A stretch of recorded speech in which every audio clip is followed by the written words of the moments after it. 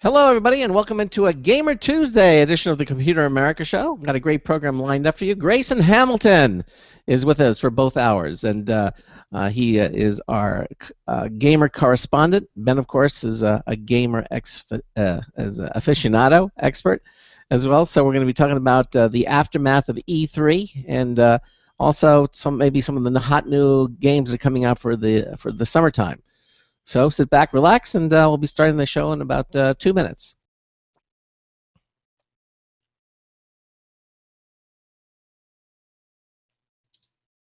Two minutes until showtime.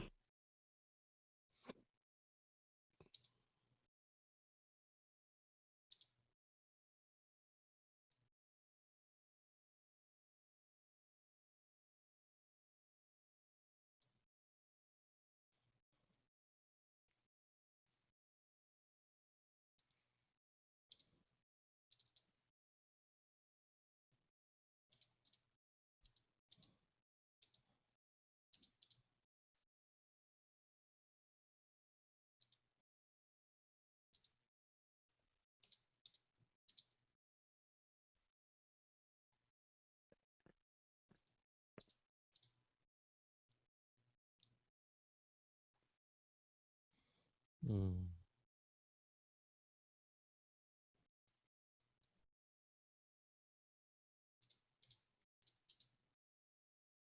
1 minute until showtime.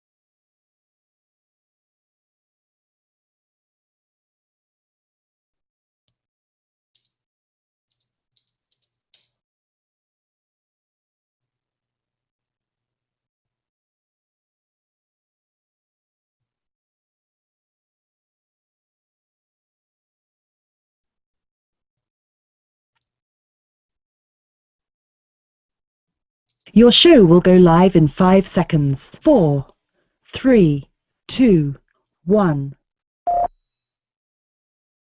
Broadcasting live, it's America's longest-running national radio talk show on computers, Computer America, hosted by national columnist Craig Crossman. Look for Craig's weekly column in your favorite newspaper. This show is being beamed nationwide at ComputerAmerica.com. Keep it here for technology news, computer products, guest interviews, and your phone calls. You're listening to Computer America. Hello, and welcome into the Computer America Show. It's the nation's longest-running, nationally syndicated radio talk show on computers. Computer America is heard around the world and coast to coast. And I am your host, Craig Crossman.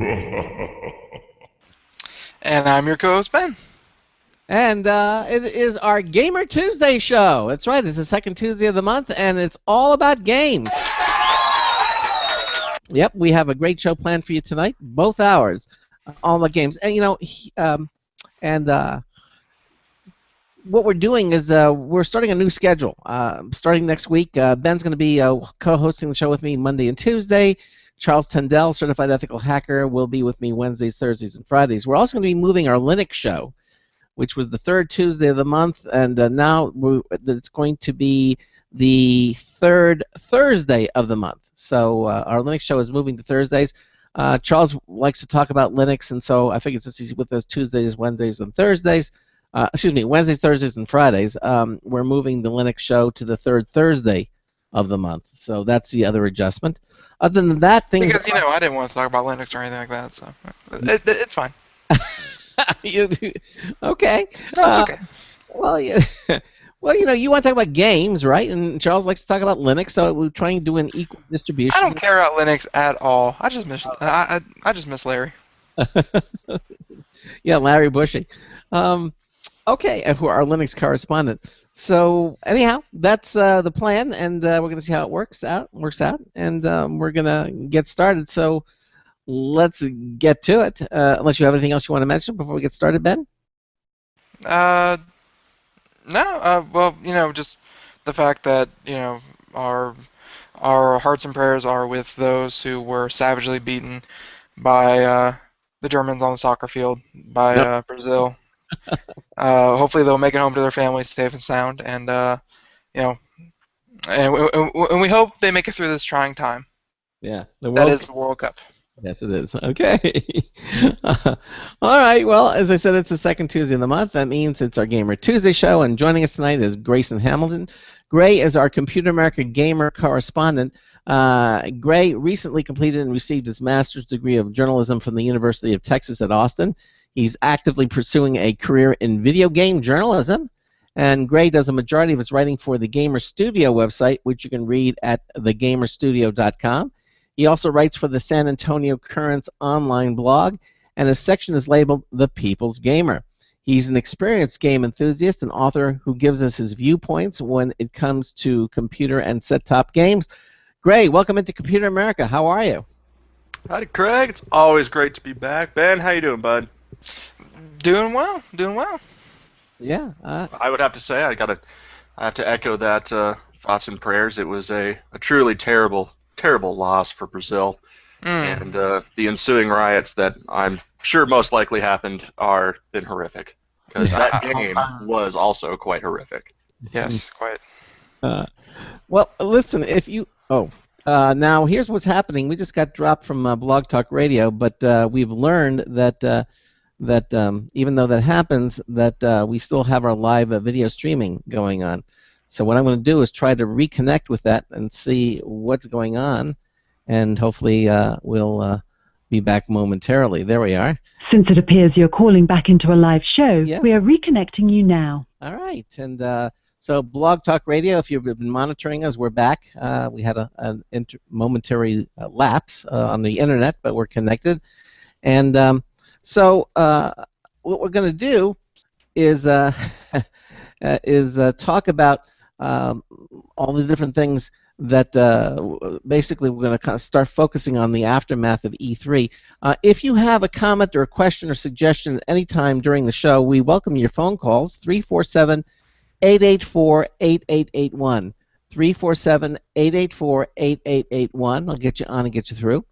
Or if you want to send us an email, you can. It's live, L-I-V-E, at computeramerica.com. You can also join us in our live interactive add-on chat room. From our homepage at computeramerica.com, right under the logo there you'll see chat room/live video. Click on that button. You'll see the chat room. It'll ask you for a username. That's the name you'll be known by when you go in there. Click the sign-in button, and your Java-enabled browser on a Windows machine, Mac, Linux, will move you into the Computer America chat room. Grayson's in there. He has the green avatar, meaning he's the guest. I'm in there, Ben's in there, and we have a bunch of Computer America participants in the chat room as well. And we welcome all of you to our Computer America chat room. And also, sharing that same page is our live Computer America video streaming page, and that's brought to you by Otherworld Computing. Quality products, expert support since 1988, celebrating their 25th anniversary. If you have any Mac needs whatsoever, please visit them at www.macsales.com, and you will find a whole wide variety of things waiting for you at macsales.com. They have hard drive upgrades.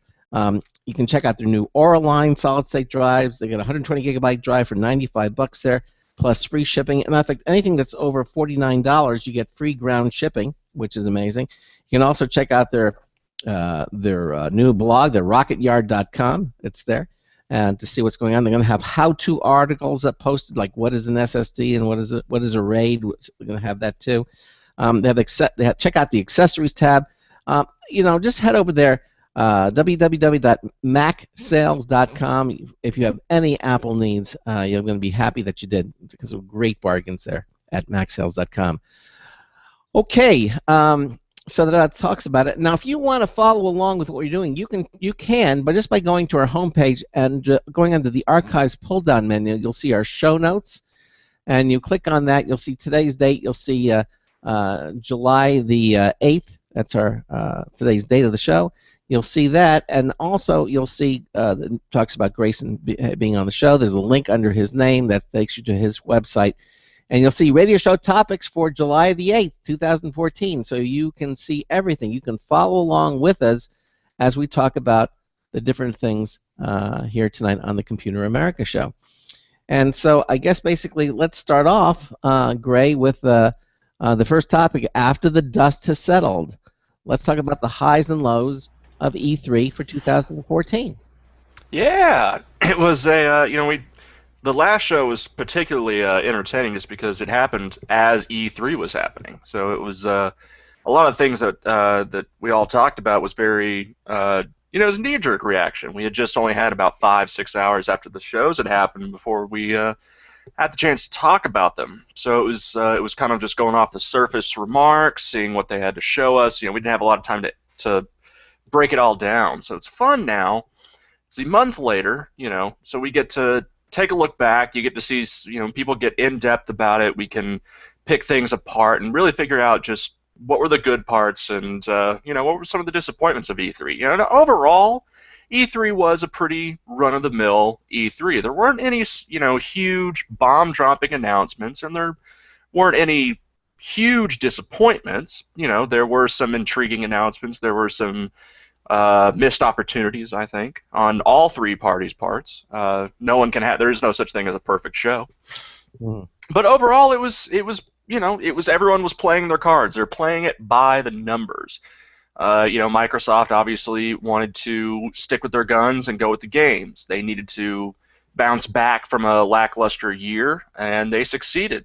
I would say majoritively succeeded. Matter of fact, still, I believe they pulled out the edge of having the best of the three conferences. I think the surprise that a lot of people didn't expect was Nintendo coming up right behind them, hot on their heels, in a very intriguing and unique way. Nintendo, I could say it ad nauseum, they will always march to the beat of their own drum, and this was no surprise here.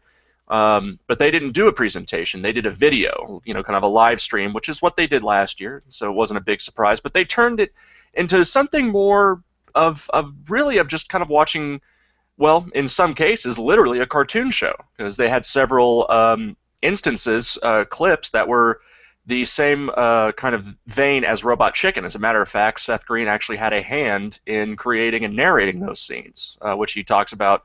It was a big entertainment factor for him.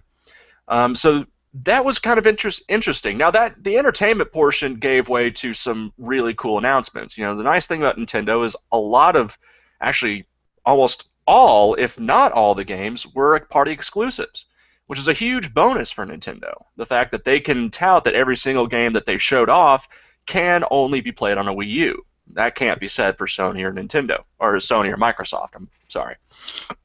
Sony, and it's not to say Sony didn't have a good presentation. They did. I think they had some of the best announcements. I think they had some of the best gameplay footage. Unfortunately, they screwed up the actual flow of the presentation, which really brought it to a crawl. They decided to take some time off the games in the middle of spent a good 20-25 minutes talking about PlayStation TV, which is kind of like their own version of, I guess, Netflix exclusive content, which they'll be starting off with a graphic novel adaptation of Powers, a TV adaptation of the graphic novel series Powers, which is based on teenagers with superhero powers.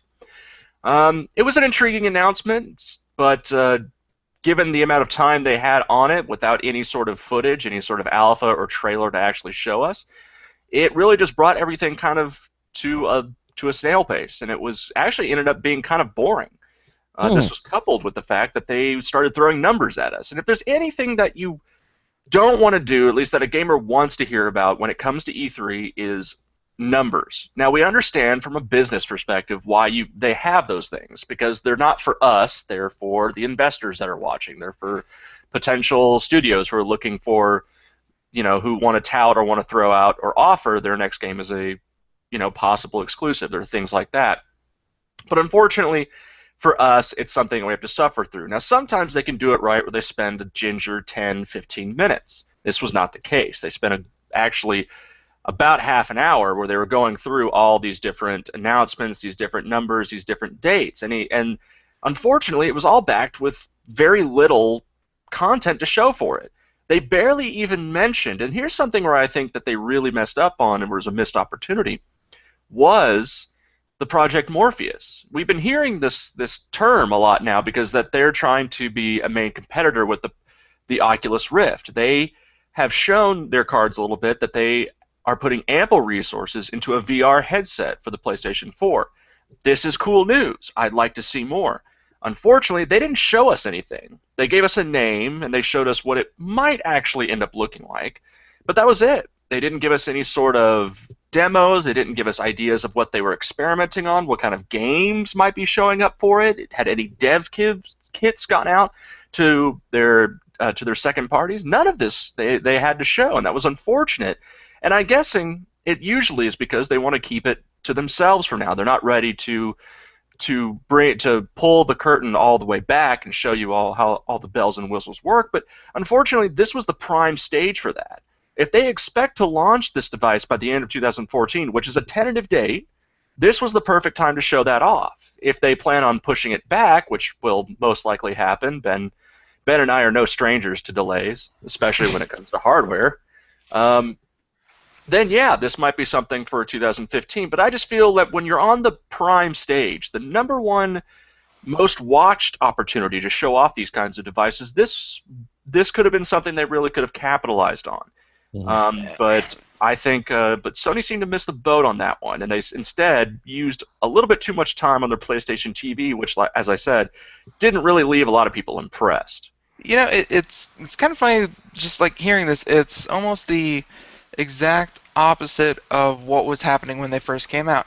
I mean, when it first came out, the Xbox One was touting all of its abilities to be the center of your, of your living room. It could be your TV, game console, all this, way to connect, all these kind of things. And then now at E3, you got the Xbox One. It's like, yeah, look at all of our games, look really great. And then PlayStation comes out and starts throwing out numbers, TV, new equipment, things like that. It's like they just kind of flip-flop on each other. They did a role reversal. Yeah. Sony became Microsoft of 2013, and Microsoft became Sony of 2013. I think if you were to compare them almost, not by minute, but sequence by sequence, Microsoft essentially copied what Sony did last year. And I'm not saying that is a bad thing. Look what it did. It won them the show, I think. They did exactly what they're supposed to, which was show the games that are going to make us want to buy this system. Especially right after the fact that they announced that you can get a Kinect-less Xbox One for $100 less. So now it's the same price as the PS4, which gives it a definite up in the pricing market, and it gives it a great competitive advantage. And they're going to need that if they're going to want to continue this surge into the winter months. And so, yeah, it was good marketing. It was good strategy on their part. Imitation is the best form of flattery. And in this way, they saw it work for Sony. Why not it work for Microsoft? Well, case in point, it did. Yeah. Now Sony, I'm not sure why they decided to take the role of let's show off some of our hardware without actually showing the hardware. Does that make any sense? I think I know why. Oh, I think I know why. It's these consoles, they're probably gonna have a lifespan of somewhere around 10 years. The Xbox One and the PlayStation 4 aren't going away next year or the year after. They're probably gonna have a life cycle of about 10 years. So eventually they're gonna have to start pushing some of their other stuff. The Xbox came out blazing with their TV tuner and their Kinect and all these kinds of things, and people were just kind of not taken aback by it, but they were just kind of like, where's the game console? Whereas PlayStation, they came out, but I think even PlayStation knows that for them to be relevant in the 10-year cycle, not just the year by year, game by game, they're gonna have to start coming out with things like you mentioned, a new virtual reality, to combat the Oculus Rift. They're gonna have to come out with other ways to make this console more appealing, just more value added. And Xbox tried to do that up front, and I think they paid for it. So, but even though they paid for it, they're trying to step up their game. But Sony realizes, these consoles have to be more than just game consoles. And I definitely agree with you. It was just, I think, in terms of divvying up the kind of time and the resources, because they had a 90-minute conference. Now, to a lot of people, that sounds a long time, but that's still very precious time, minutes, down to the minutes that they have to plan out exactly how long each trailer and each little, demonstration or announcement is going to take.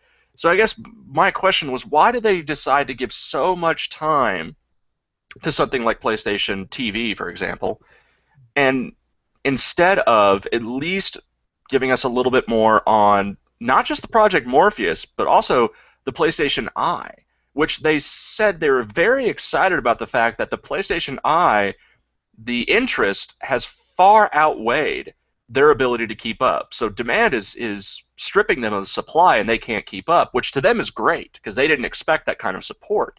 But that's all they said on it, and they moved on. They didn't give us some sort of consumer strategy. They didn't give us a bundle announcement. They didn't say, that we'll be pushing this more in the future. It was just kind of saying, oh, by the way, we're really happy that the PlayStation Eye is selling out as fast as we put it out there. Well, why is that? What and to be honest, I've followed the PS4 religiously. At least I try to, and when it comes to news about the PlayStation Eye, they're pretty silent on the subject. It's kind of one of those, why aren't they saying a lot about it? I mean, I know they can't tout it as a Kinect killer. That's impossible. But what is it about the PlayStation Eye that's causing it to sell out so much? What is it doing for the PlayStation 4 that, say, puts it one up on a Kinect? Now, I mean, I understand that there's the interconnectivity aspect of it, that they want to capitalize on the motion control gameplay, and I do know that they have mentioned that the PlayStation Eye will work in tandem with not just Project Morpheus, but with the sensor bar that is built into the DualShock 4. So all three of these things are supposed to work in conjunction to help create an even more tangible virtual reality, which sounds great in theory. I'm just wondering in actual execution how this sort of thing is going to work out, which again brings me back to the point of why didn't they show anything about this? And since we're on the subject, they actually unveiled a video a few days ago, a little teaser video about the Project Morpheus and how people are reacting to it. So they're willing to put a commercial about it, but even on the world's biggest gaming stage, they couldn't show this same teaser trailer. Even this little teaser trailer would have been something, but they opted out and they decided just to release it as a press release, and now it's a 15-20 second commercial. I mean, you would think they would get Lawrence Fishburne, to do Morpheus in the commercial. Yeah. What if I were to tell you? Yes, This exactly. is a very awesome. How many commercials are they getting him now to do? I mean, the car commercial and this. I mean, they're getting him all this resurrection of the Matrix character. It's called Lawrence Fishburne Pays the Bills. Yeah, exactly. Hey, listen, we got a caller who has a question for us. His name is Shane. He's in Saginaw, Michigan. Computer America, Craig Crossman. Hi, Shane. How can we help you? Oh, wow, you're not calling me by my pseudonym. Come back, Shane. Hi. I just have a quick question. Since you're heavily in analyzing the game industry, I have a great concept game that I've been trying to get pushed out to the gaming companies, based on an animated series that's very popular. And it would make a great MMORPG. It has all the makings. It's basically self-written, self-designing. How do I go about getting this to a company that would produce this? Because since I'm just an individual starting out. Oh. Well, it's fortunately, Shane, the bar of entry into the gaming industry has definitely lowered a lot in the past decade. How the obstacles, the hoops that you would have to jump through to do what it is you want to do way back when is, well, it's almost astronomical if you don't have a gaming background. Now, this day and age, it's actually much, much easier. It's just you have to know the right people to talk to. Now that's the key, and of course we all know that there in almost any industries, it's not what you know, it's who you know. You have to know the right people to talk to, and that does take some bit of a relationship cultivation. So what I suggest to you, Shane, is, and this doesn't take very long. You know, start with using the web, and what you need to do is you want to start looking at some independent studios. If you try to go big time, you can't really. EA, Ubisoft, you know, the major publishers, they get hundreds of these a day, and I guarantee you they only look maybe at one or two of them a week if you're even lucky. Without an agent to back you up, without credentials from an actual studio, the first step that you want to do is you want to establish a relationship with an independent developer. Now, these people, this can be anything from another person who shares the dream like yourself. It can be someone with a computer science background who's looking for a cool idea to start as a game. Or it can be an established independent studio that has 2, 3, 4 dozen people that are looking for the next step up.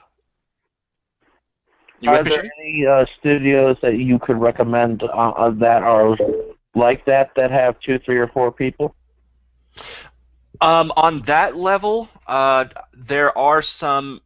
I would suggest to you, I would want to start with a Google search, and what you want to do is you want to start with keywords of saying, you know, independent video game studios, and let me ask you this: what system do you have right now? Like, what's the system that you play the most on? PC. PC. All right, that's excellent. So I'm going to hope that you have a Steam account. Yes, sir. Even better. Okay. See, Steam is very, very encouraging to independent developers. So what you can easily do, and this is great because you have a Steam account, is do a little bit of homework on some of the games that you've played recently, ones that you really enjoy.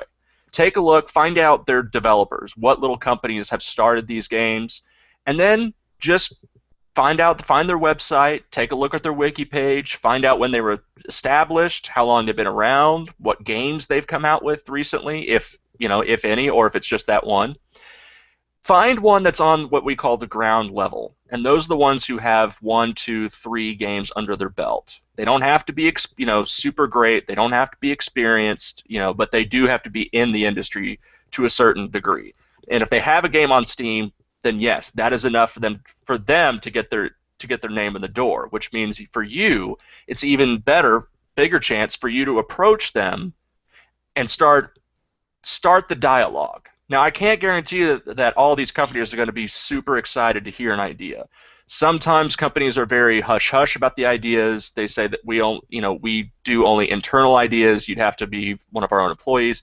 Some people have the more open source approach, but they're willing to work with you in the sense of, well, we like your idea, so we'd like to hear more.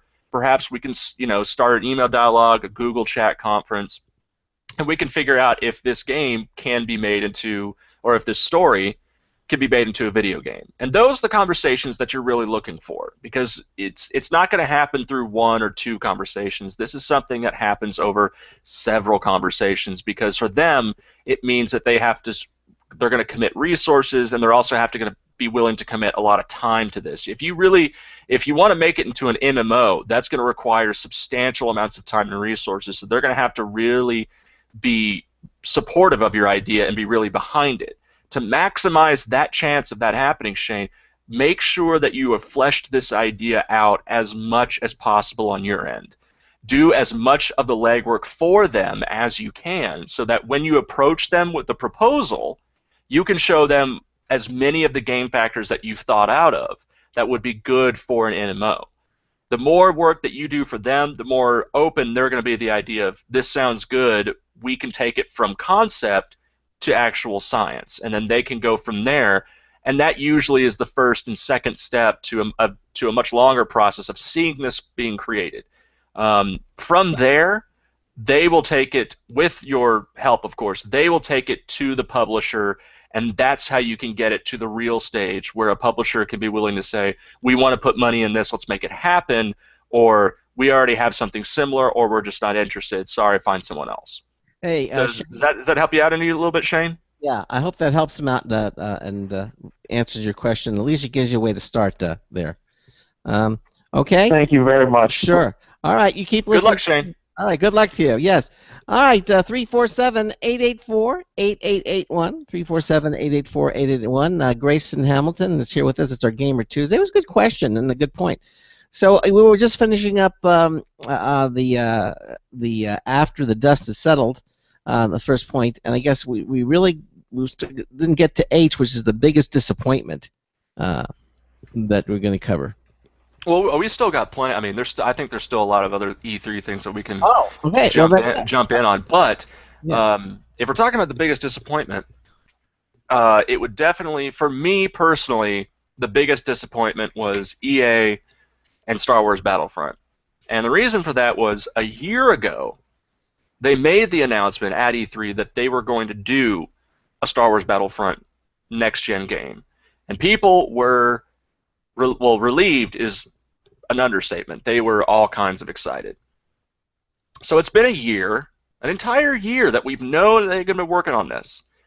This was their moment to at least show us something, anything. Show us a screenshot, a character model, a teaser. Didn't even really have to be in-game graphics. And what do we get? We got a 3.5-minute clip of the developers getting the chance to go to the Skywalker Ranch and play with a lot of actual props from Star Wars. Now, is this cool from a nerd perspective? Of course it is. That is great. I'm so excited. I'm extremely jealous. Whoever gets to say, we got to go to the Skywalker Ranch, and I probably got to touch Luke Skywalker's lightsaber and make the whoosh sound. Because, let's be honest, we would all do that. Unfortunately, this is E3. So while I'm happy to see that they get actual access to source material, that's not what I'm caring about right now. What I wanted to see was actual footage, something that shows us what they're working on and what kind of ideas they're bringing into this, because this is going to be a huge, huge multiplayer shooter for the industry. I believe it. I think this will be something that's going to put Call of Duty and Battlefield to shame. And it's going to be wonderful, and I think we're going to enjoy it. Having said that, you have to give us something. And this to me was the biggest disappointment, was we got nothing. All right. You got to see them go on vacation. It was awesome.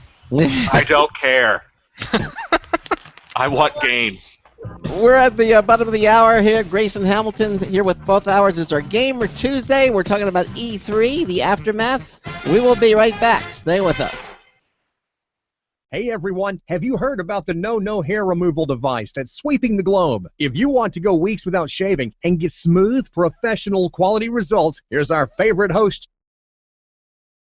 Thanks. Hey gals, I love talking about my No. It's this cute little hair removal system that you can take with you and use almost anywhere at home or on the road. No more expensive in-office treatments, painful waxing, and no more wasting your valuable time. Got unwanted facial hair? No has patented Thermocon technology that works on all hair and skin colors, so it's perfect for using on all body parts. And now you can take advantage of this incredible risk-free trial. Get the No, the facial kit, a travel case, and a $100 discount shopping card, and you don't risk a penny to try it. Try the incredible No hair completely risk-free. Call 1-800-953-5415. That's 800-953-5415. 800-953-5415.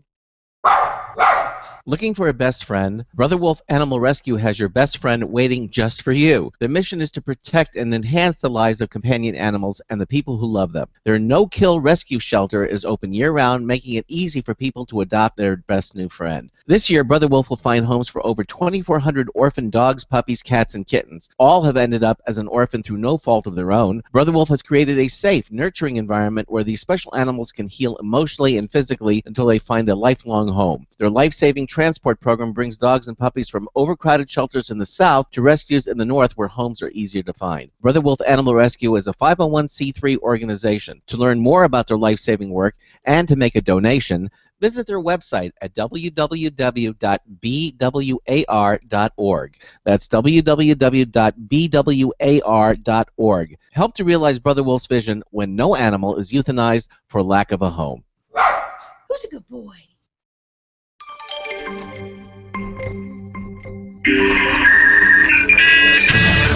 Good day. This is Marty Winston for Computer America with a news tips bulletin review of acoustic sheep run phones.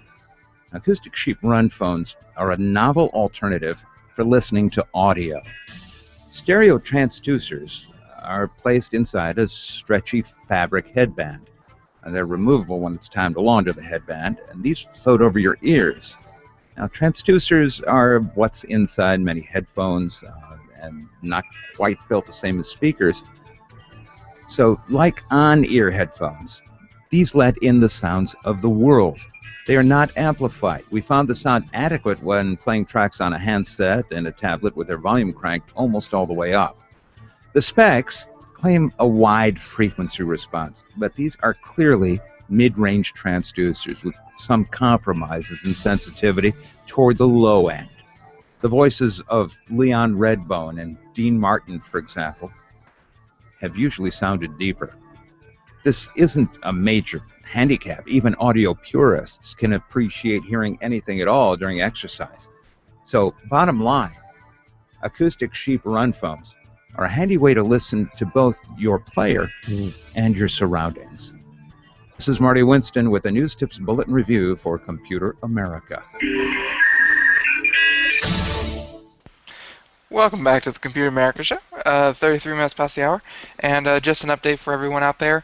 The Potato Salad Kickstarter is up to $66,000, up from $32,000 last night. How is this possible? Yeah. This makes me love and hate the internet at the same time. You heard about it, have you? Are you kidding? Look, okay, sorry. Let's back up here. Ben, yes. Why don't you be a wonderful co-host and explain to everyone who doesn't know what has happened, let's call it that, this unique event that has occurred on the world of the interwebs. Okay. Yeah, we lightly touched on it last night. There's a gentleman who used Kickstarter. He describes himself as risk adverse, and he feels like that's why Kickstarter was invented. So he started Kickstarter to make his first potato salad. He had never made it before, but he didn't want to risk his $10 in making something awful. So he decided to make a Kickstarter with a goal of $10, and ever since he put it up, which was about 7 days ago, he blew right past his $10 goal and skidded straight into $6,000, I think, in a couple days. And then yesterday when we did the story, it was up to $32,000, and then tonight, as of right now, it's up to $66,000 to make a $10 worth of potato salad. That's a lot of potato salad. Exactly. And so, now he has to figure out a way to please the masses, because he now has $66,000 and about 4,470 backers, to which he now has to do anything from send them a t-shirt, send them a hat, say their name, send them some potato salad, any of these many things. And it's kind of going viral right now. It still has 24 days to go and has no signs of stopping. Well, what is he going to do? How is he going to?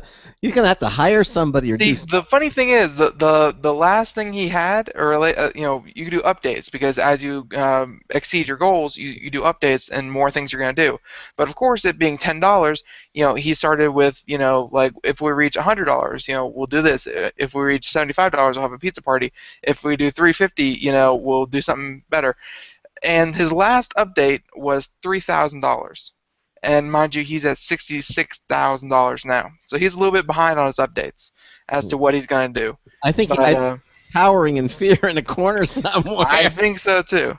So it's going strong. He's getting money all the time, and I'm just going to keep an eye on it and see where it goes, because I'm fully expecting, with almost 5,000 people, that he's going to pull it before it finishes. Yeah, it's going to be beyond his capability to do something. Because he doesn't get the money, right, unless he fulfills the obligation, or does he get the money anyway? And then how does that work, Ben? He'll get the money if at the end of the 24 days he succeeded his goal of $10. Yeah, which he did. Yeah. So he's getting this massive amount of money, that, of course, at that point it becomes he has to do something with it. Otherwise, he'll have a lot of angry people. Does it say where he lives by any chance? Columbus, Ohio. Okay, so that will be the site of, I'm guessing, a new Guinness World Record of the amount of potato salad made in one sitting? You know, that would actually be a really, really good, however much he finishes, that would be a good end to this all, is to Colin Guinness, say, the biggest potato salad ever made, and get as many chefs as possible and make as much potato salad as possible. I think that would be a good end to this if he actually did it. Well, I feel like that's the only, because at this point, yeah, $66,000, what are you going to, only way I could see it ending well is that he uses a good portion of it to make a huge party of some kind, or rents out a stadium, and it's just like a giant potato fest party. Ooh, or a food fight. That'd be fun. Oh, there we go. And then whatever's left over, he donates to a charity, because ethically he cannot keep the money with him. I know technically he can, but no one will be happy, and I don't think he'll be able to get very far without someone running him down. Exactly. So, just want to keep everyone up to date on that. I'm sure, over the next month we'll do regular updates on that, see how far he gets. But again, he's up to $66,000, and yeah, it's hilarious. So. And he's got 3.5 weeks to go, so we can almost guarantee he's going to break 100K. Guaranteed. He's gained over 30 grand in 24 hours. Yeah. So.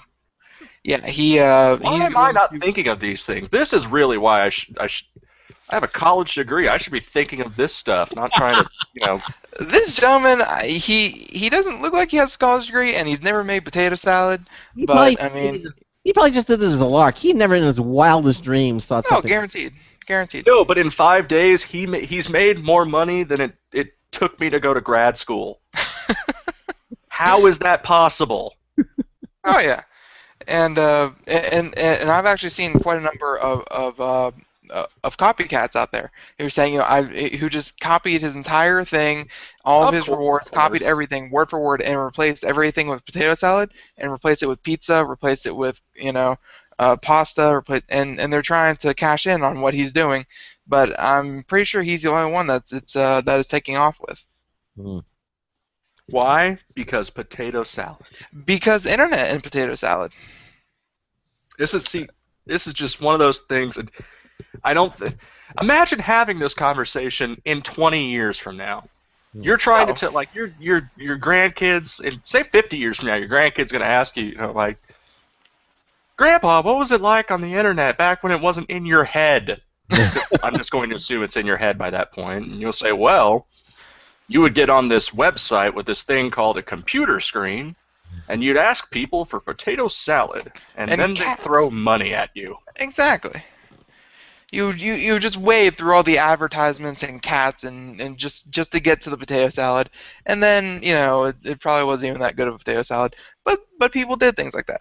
So it's never about the destination. It's always about the journey. Of course, and the internet is a lot of journey. So, getting a little bit more refocused, off the potato salad, back onto the highs and lows of E3. Talking about Sony, Nintendo, Microsoft, everything that went good and bad with them, and we kind of finished off with the folks over at the new Battlefront for the new Star Wars game, which was hilarious, seeing them go to all the different filming sets and crews and go on vacation and just have a fun time. But like Grayson said, no actual gameplay, which was unfortunate. It was a 3-minute clip of basically us getting to see, look what we're getting paid to do. Mm-hmm. And they got paid to go to a Skywalker Ranch. I'd be happy to get paid to go to a Skywalker Ranch. I'll probably have to pay to go to the Skywalker Ranch. If they'll even let you into Skywalker Ranch. If they will even let me into Skywalker Ranch. Lord knows I've sent enough, letters to J.J. Abrams, so I'm probably on a blacklist. They have your face posted up. It's just you and Boba Fett on the wall. Do not let these people in. Yeah, don't let these people in. Now, Ben, what was your take on Microsoft's conference? Did you like it? Did you hate it? There was nothing to complain about. I sat there, entertained the whole time, game. You know, lots of Halo, love that. So I mean, it's It's not an E3, or it's not a Microsoft E3 without a Halo. yeah. So honestly, I don't have an Xbox One yet. I still plan on getting one, but there really haven't been any games. Titanfall's the only one, and I feel like they were trying to shove that down everyone's throat.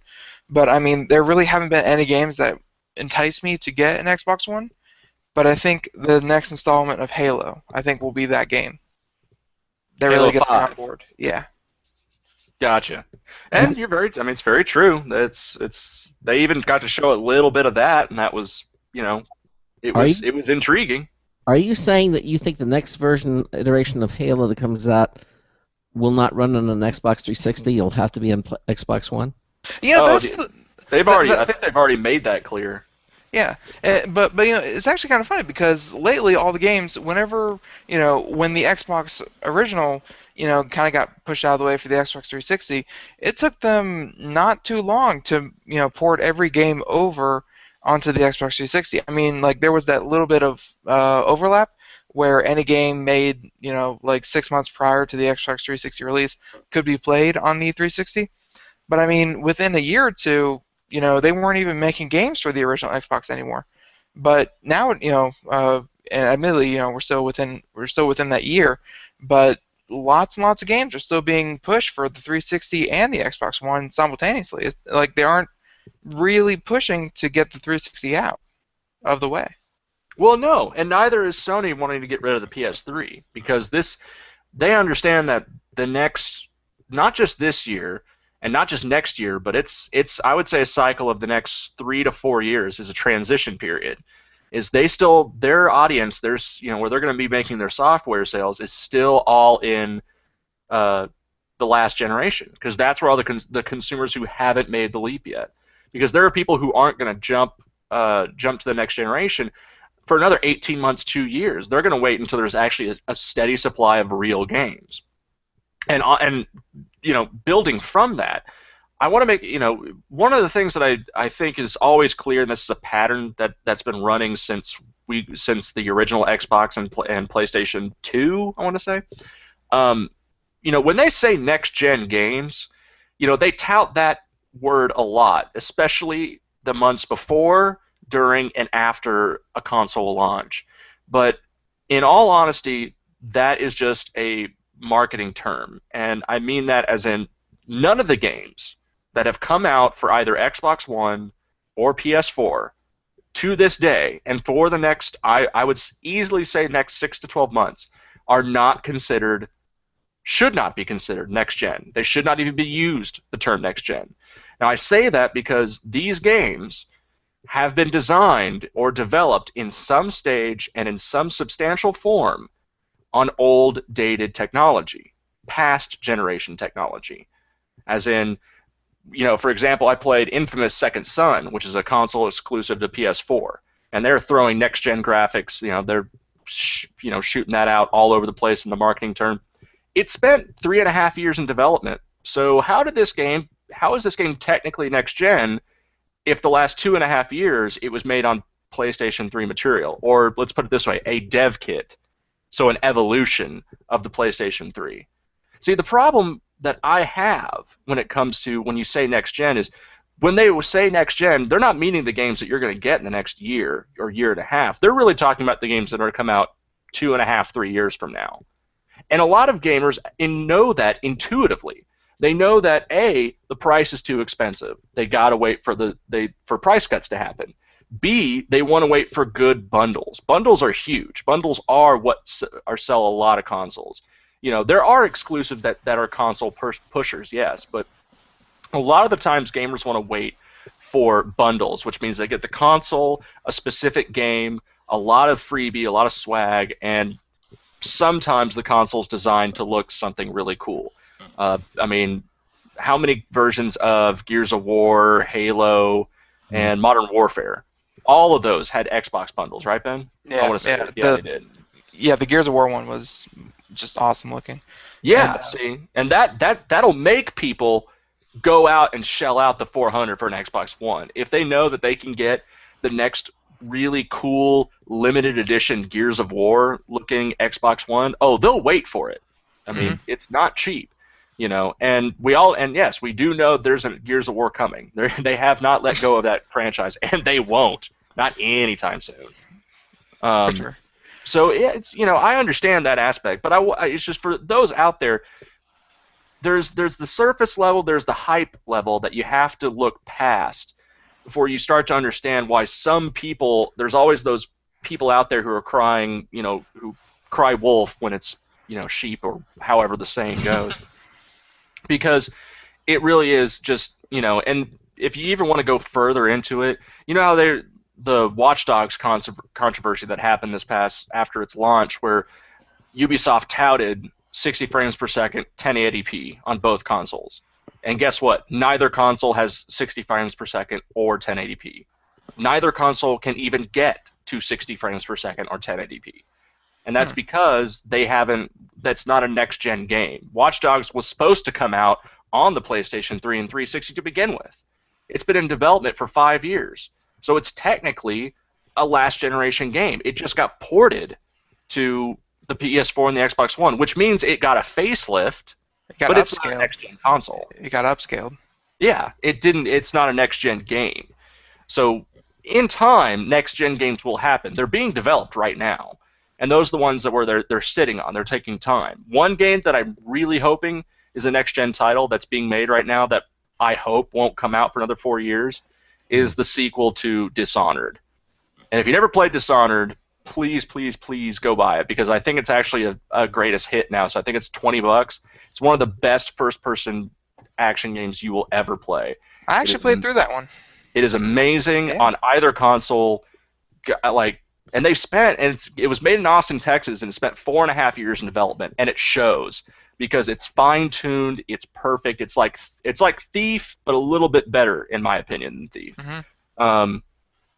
And they said, I mean, and the DLC that came out after it was also extremely was creative. It added actual story after the game was over. It was a lot of fun, and so they created this really cool world that I'm hoping, you know, that they're right now putting pen to paper or keystroke to computer and are designing the next installment of it. But I don't want them to rush it, and I guarantee you Microsoft and Sony don't want them to rush it either.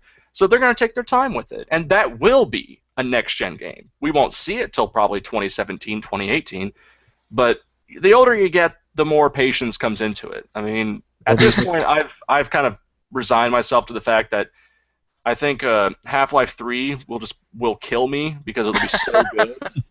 So I'm okay waiting 5, 6, 7 more years for Half-Life 3, because if that game comes out, that will be the day that I die.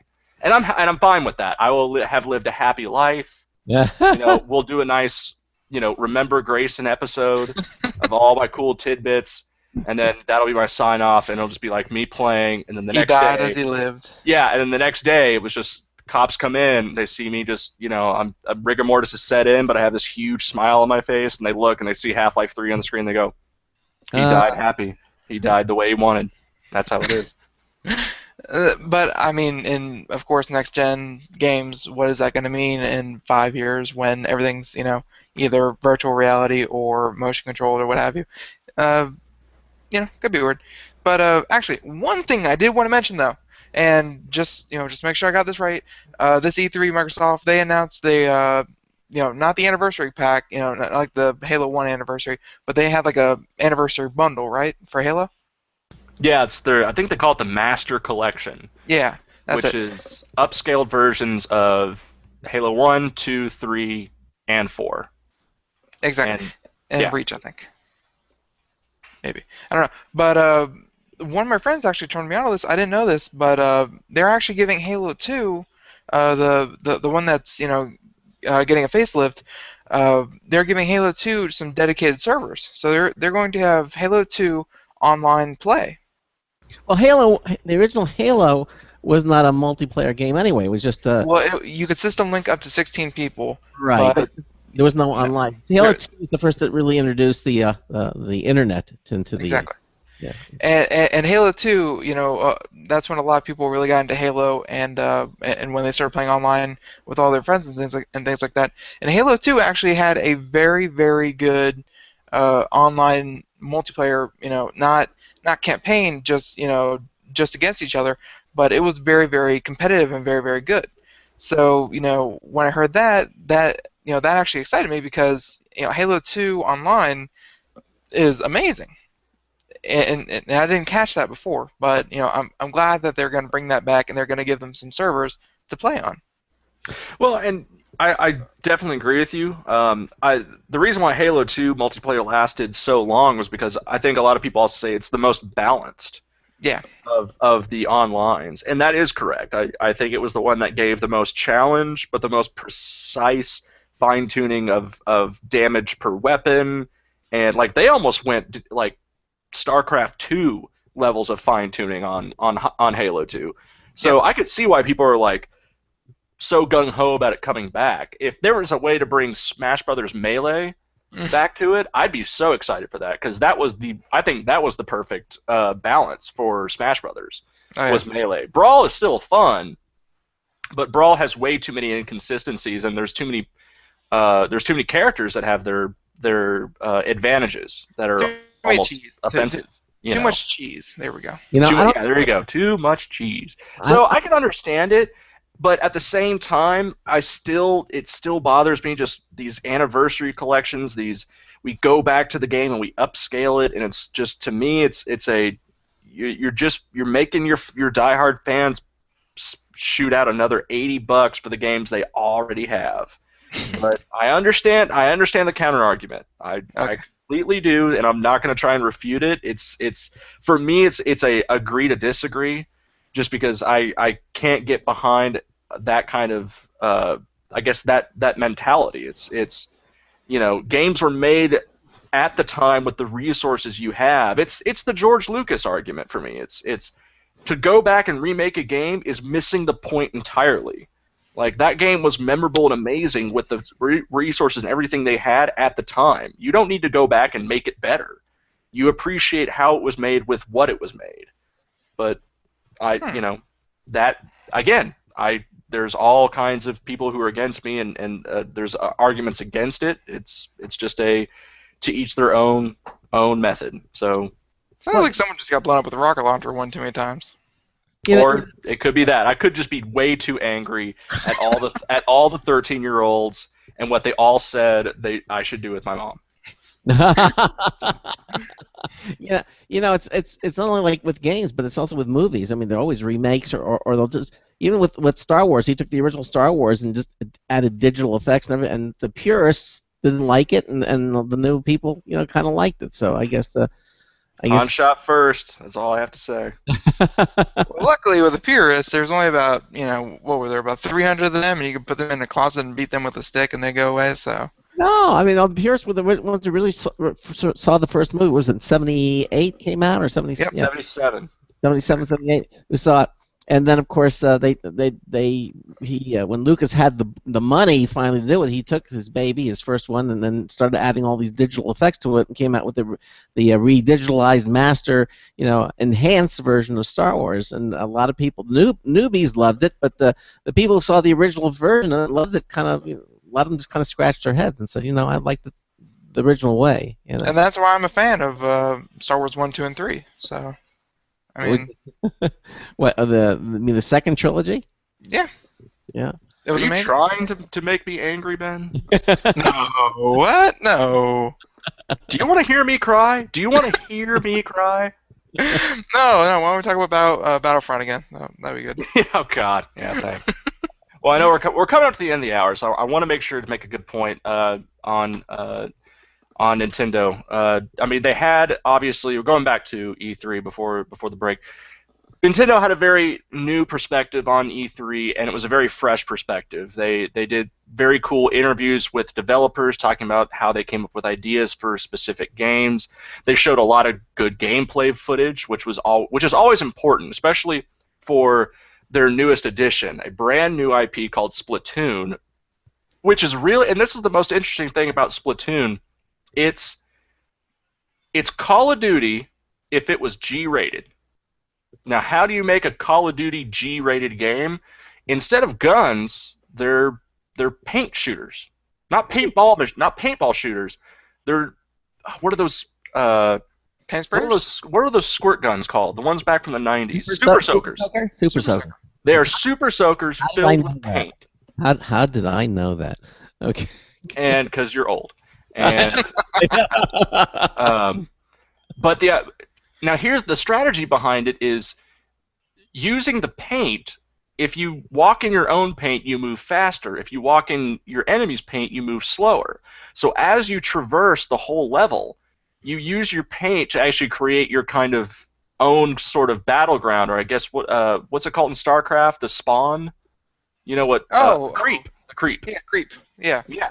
So you create your own kind of creep that gives you a strategic advantage over the people that you're playing. But of course, it's paint, so it's constantly changing. You could create funnels that break through it, so you go faster, but then you're cut off. You could help your teammates. It's a very simple but really cool innovation that it's kind of like, this can be very far-reaching in terms of what you do as a strategic shooter.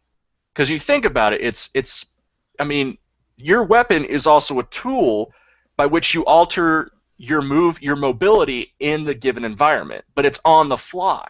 So no matter what you do, it's never permanent. It's not like you take over a stronghold and you keep it.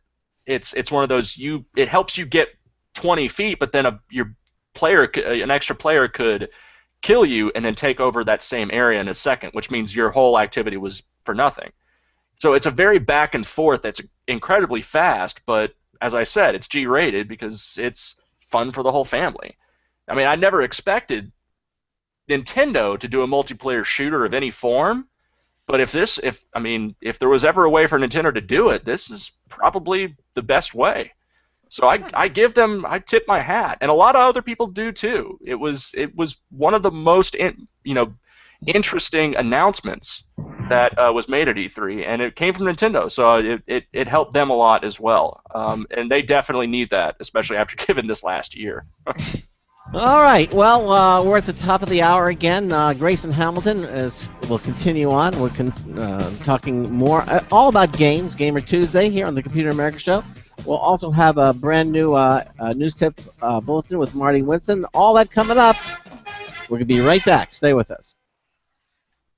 Broadcasting live, it's the only national radio talk show on computers to air every weeknight. Computer America, hosted by national columnist Craig Crossman. The first hour's behind us, but there's still more of tech news, tech talk, and your phone calls. We're being beamed nationwide at ComputerAmerica.com. You got computer problems? Bring them on. You're listening to Computer America. Computers run the world, and we run computers. Call us or send us an email to live@computeramerica.com. Hello and welcome into Hour 2 of the nation's longest-running, nationally syndicated radio talk show on computers. This is the Computer America Show, and I'm your host, Craig Crossman. And I'm your co-host, Ben. Okay. I'll make sure I wasn't muted. Succinct and to the point. And I am your... I don't know, I'm your co-host, Ben. I got nothing. Okay. Well, Grayson Hamilton continues on with us. It's our Gamer Tuesday, and we're talking about the after the dust is settled, the highs and lows of E3. We got an interesting phone call from Shane in Saginaw, Michigan. And again, if you have any comments or suggestions, give us a call, 347-884-8881. We'd love to hear from you. 347-884-8881. I'll get you through. Email live@computeramerica.com. Of course, our chat room at computeramerica.com. Just click the button there. Also, our live Computer America video streaming page. Again, brought to you by Other World Computing. Right there. I made a couple of changes. I don't know if you happen to notice it, Ben, also on our I did. You put a second button there that was already there, so you put a second button there so it's redundant, because redundant is redundant. Yes, but at least it's an easier way to get our newsletter, because I found out that to get our newsletter you have to go to the contest page and you have to click on the show reminder. No, you don't. You know, now you don't. Now you just click the button. No, before there was a button. Well, admittedly, since you moved everything down, it was at the bottom of the page. But if you move down there, there's a red button that says newsletter. It does the exact same thing you just did. That's true. Well, I think what I'm going to do is I'm going to take that red button. Oh, okay then. I bet you if you move the map, you can just kind of rearrange the whole website without actually doing anything. We could do that too. Good point, Craig. But you know, it's just easier access. The name of the game is easier access, and so I wanted to make it easier to get to the newsletter. I'd rather have to scroll all the way to the bottom of the page. Okay. You know, eventually he's going to do a new version of the website. At this point, I'm just forced to. Exactly. But anyhow, Grayson Hamilton here with us, talking about Gamer Tuesday, and again, we welcome your calls or comments or suggestions. Or your gamer tags. Our gamer tags. Again, you can follow along. Just go to our show notes page at computeramerica.com. We have all that listed there, so you can see exactly what's on the agenda to speak about. So, Gray, where do you want to go at this point? Well, I think it is a good time to educate the fine people of the MOBA. MOBA. The MOBA. The MOBA. Yes, there is another acronym that you need to be aware of. That's all the video game industry is nowadays. Ben, you played World of Warcraft. Here's a good quick question for you. Off the top of your head, how many acronyms did you actively memorize by the time you, let's say, stopped playing World of Warcraft or stopped playing it actively? How many acronyms could you in the game start throwing off the top of your head? MMORPG. Like MMORPG, or you mean like in the game, like No, I'm talking about in the game.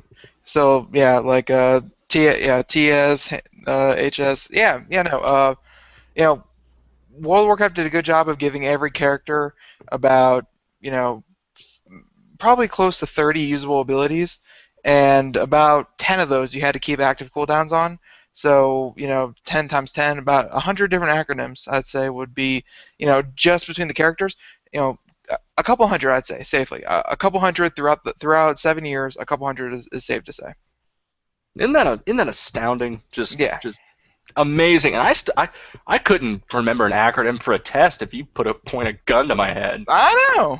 But you put me in a molten core raid. Oh, Nelly. Oh, MC and you're on BG, and it's like, why not? BTW, KTG, NAXX, AQ 20, 40. What do you need? Yeah. It's part of the gaming territory. It's just acronyms. I think we lost Craig about 2 minutes ago. I knew what BTW was, by the way. Not quite. Now MOBAs are something I wouldn't say relatively new. The acronym is new. The game is the style of gameplay has been around. So World of Warcraft is an MMO. It's massive multiplayer online. A MOBA is multiplayer online battle arena. Now, what's interesting is a MOBA actually really got its roots way back in Warcraft 3. And that was when a lot of people would get on, you go onto the multiplayer and they would mod the multiplayer and create their own maps. And what they would do, what caught on really well, was these micro matches that would only last about 20 to 25 minutes. Each character who'd get in the game, you'd pick a style of character. They were generic at the time. You could pick Arthas as your paladin. You could pick Thrall. One of the many characters, and in a space of about 20 minutes, you'd have the ability to level them up as much as possible, and then all those characters would be transported to an arena, and they would all fight at once, and the last one standing was the winner. Pretty simple, easy, lather, rinse, repeat, 20 minutes. That was how it started. Now, Valve jumped on board a little bit later, a couple of years later, with something called Defense of the Ancients. And this also started as a mod from Warcraft, but Valve jumped in here and wanted to turn it into an actual game. And now, instead of a single player, it became a multiplayer version where teams of 4 would use single heroes, you'd each play one hero, You would be in a enclosed map with specific strongholds. So one enemy would have a spawn point, the other enemy would have a spawn point, and the 4 characters would fight, wage a little miniature war towards each other's stronghold, and your idea was to kill the stronghold. Mm-hmm. This was kind of like a slight evolution of it, but it gave it a lot more strategy to it because you weren't on your own, you were working with a team. And of course you combine characteristics, you would create real strategies, work out a method to fight the other teams. Well, this caught on, not just on the message boards, this became tournaments. So, small arcades started having small tournaments. Those turned into citywide tournaments. And then they started getting real attention, and all of a sudden, it started becoming statewide tournaments. I know the big Defense of the Ancients 2 tournament happens every year in Austin, Texas. And nationally recognized, Texas statewide teams come in to play qualifying matches. And if you win the qualifying match, you are then, obviously, if you win the whole tournament, you then become the nationwide team. And you fight other teams for, at this point, and I'm not joking about this, you can play for prize pools that have already reached into the millions of dollars. I'm not joking you on this. You can play with a team of your 3 of your friends. You guys can get so good that you can win a prize pool where the majority share, meaning the championship winners, can walk away with at least $2 to $4 million in prize money. That is how big these kinds of games have become. Now, for some people out there who don't think that's a lot of money, I want to make it clear is that as of this last year, what's coming up, the League of Legends tournament that will be playing next, I want to say it's actually the next week. The prize pool is now over $10 million. And to give you perspective on that, the prize pool for the Masters Golf Tournament, the people who win the green shirts, Tiger Woods and all those Green people. Jacket. Green Jacket. Yeah. $9 million. Yep. That's the total pool all those people are playing for is $9 million. And this tournament, which is not even 5 years old, has now reached a total prize pool of $10 million.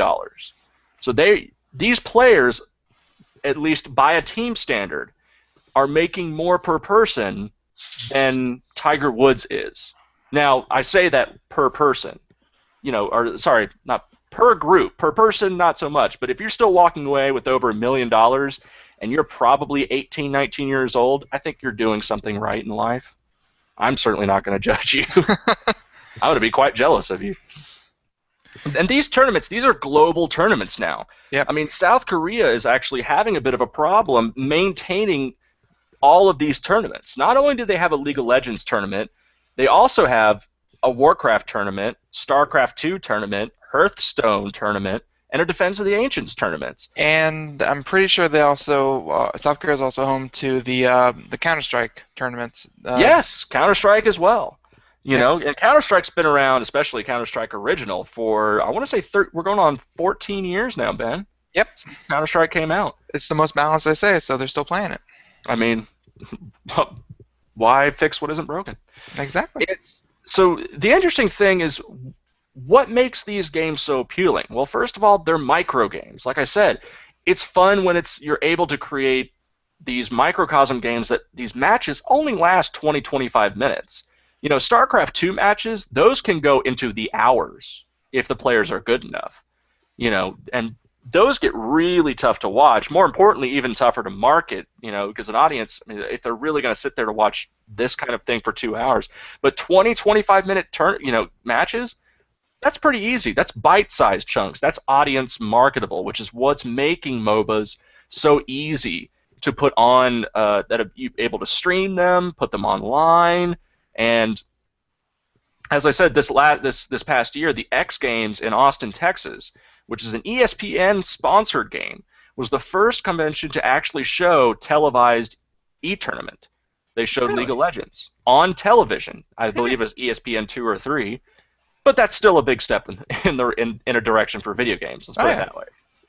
So what's interesting is the evolution of multiplayer is not just in the first-person market. Matter of fact, the first-person shooter market is, I wouldn't say in a decline, but it's taking a back seat, because in the first-person market, it's very individualized. It's not about a team creating a cohesive ability. It's usually about one person just being simply better than every single other person. But with games like Hearthstone, now Hearthstone is Blizzard owned. I want to make that clear. League of Legends and Dota. Dota is also part of a. Dota is owned by Valve. Yes. League of Legends. Ben, who's League of Legends owned by? Is that Activision? Dota 2 is not like Blizzard still has license because they kind of use a lot of the characters. Like they're kind of like arm's length, because Blizzard is actually coming out with their own Dota variant. They actually took them to court, but they're going to come out with one called Heroes of the Storm. Heroes of the Storm. Yeah, that's right. Yeah. So and that's going to be a Dota variant that's going to have all Blizzard characters. League of Legends is made by Riot, and by the way, League of Legends is currently the biggest video game in the world right now. Just in terms of player, time, and money, they're currently #1 over everyone, and I mean, you're talking about something that I actually follow myself. I don't do it, but my friends do it. If anyone here is familiar with the term fantasy football, where you go on, you pick players, and you do your fantasy football league. You play against your friends, see how many points you can get, and whoever makes the best guesses, or whoever's team comes out ahead at the end of the week wins. They're actually doing that with League of Legends as well, because they have seasons now where teams actually play against one another every week, and and in a tournament style kind of deal. And that happens in Europe, it happens in America, and it happens in South Korea, Asia, in Asia in general. And lots of money, lots of talent, lots of big names, and and that kind of thing. It's huge. It really is huge at this point. Well, it's growing. I mean, and the thing, to see how big it's become so quickly, it's getting even bigger, in the years to come. This is certainly not going away. And I know IGN does their own kind of tournaments. I want to say it's with League of Legends as well. But they do their own thing. I mean, a lot of companies try to host their own thing. They're not nearly as big as the interleagues, which are publicly shown, or at least on the web still. But the X Games is a big jump forward. I mean, these are serious contenders with real, against real sports when it comes to money, on a financial perspective. Now, of course, this also brings in the next question, where a lot of people start getting into nitty-gritties. Is this mean that we're seeing real video game athletes? Can that be a real term, or is that an oxymoron? And the argument, which I know a lot of people had several counter arguments against in several years past, if we were to revisit those arguments, a lot of them don't actually hold up anymore from a definition standpoint.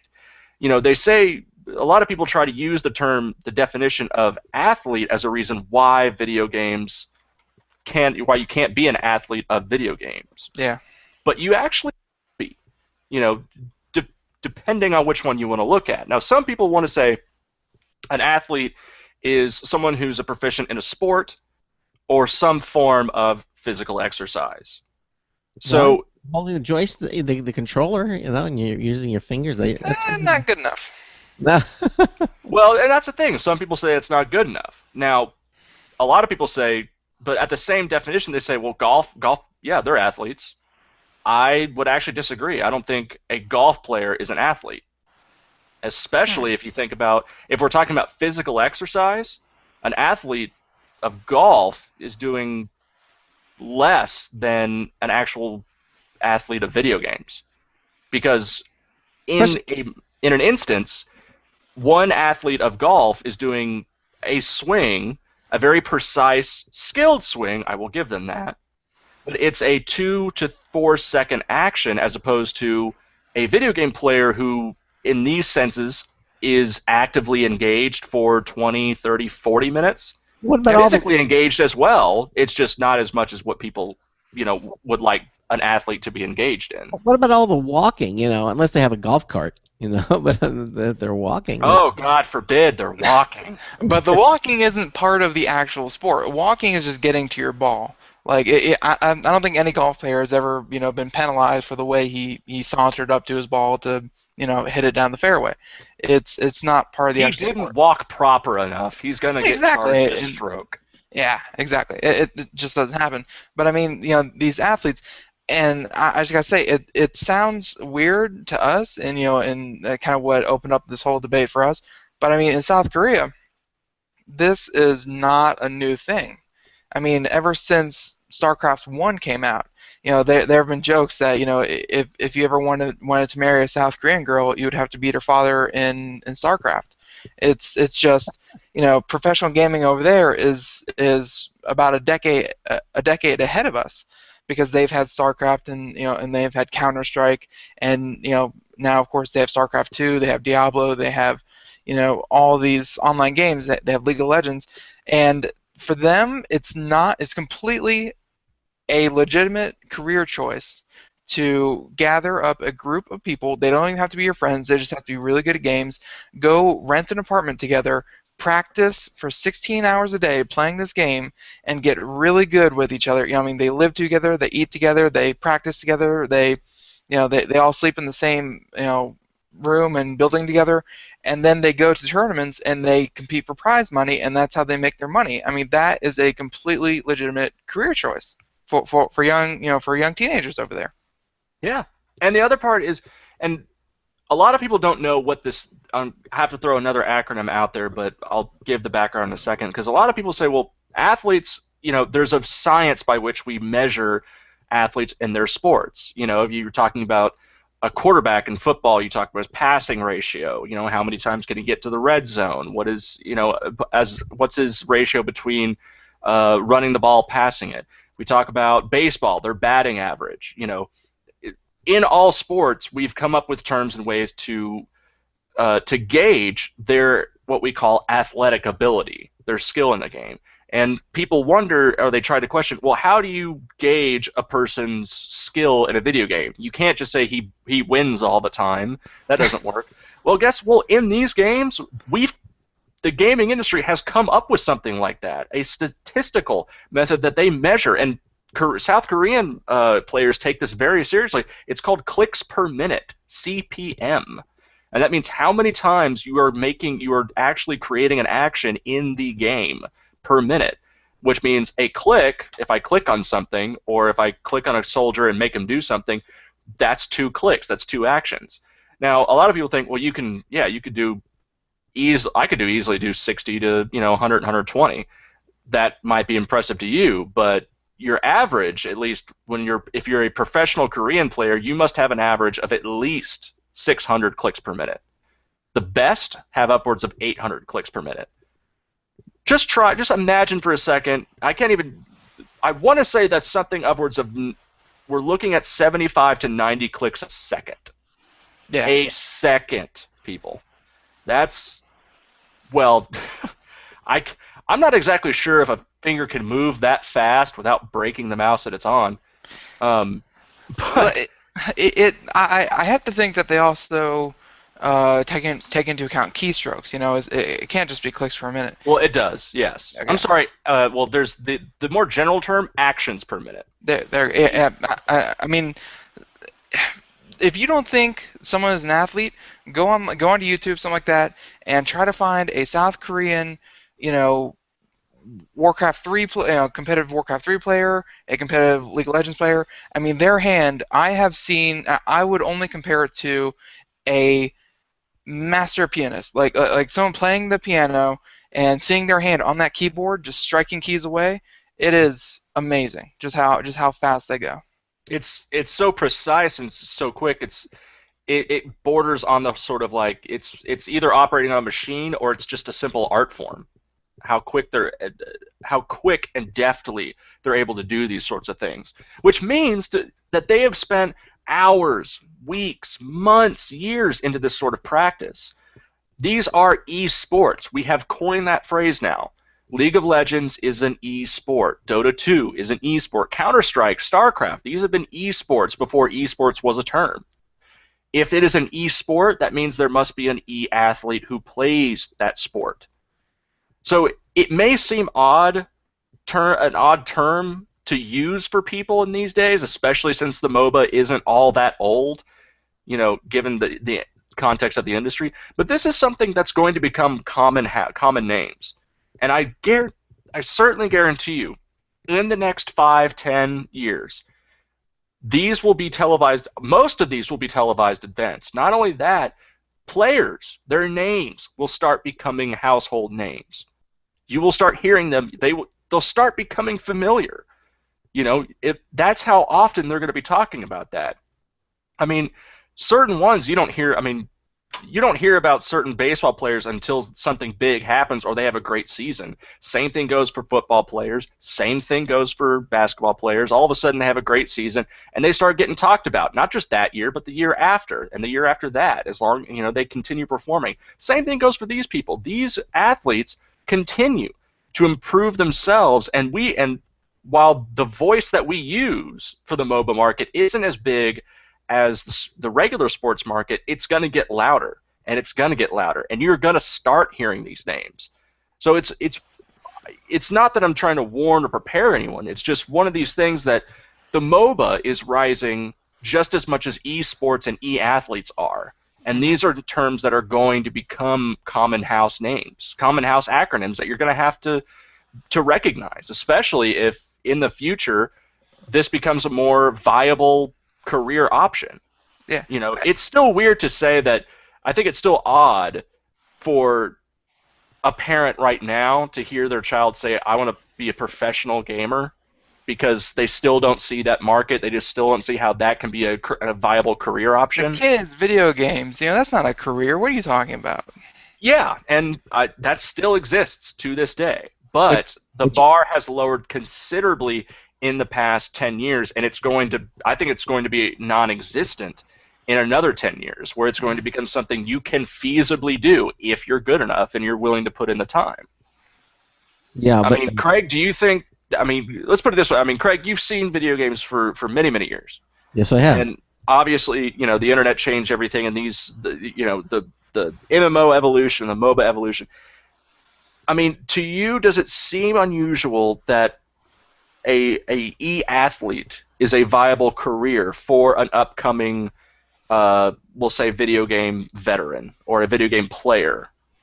No, I mean, it's quite lucrative. I mean, it was the same thing like with skateboarders. It was just it was a fun thing to do, and kids would do it. And now, of course, you have professional skateboard athletes. I mean, you have little niche events that start out as small, but they become super popular, and then within that niche, certain stars arise within that niche to become, the better players at that pursuit, and I think that's what's happened here.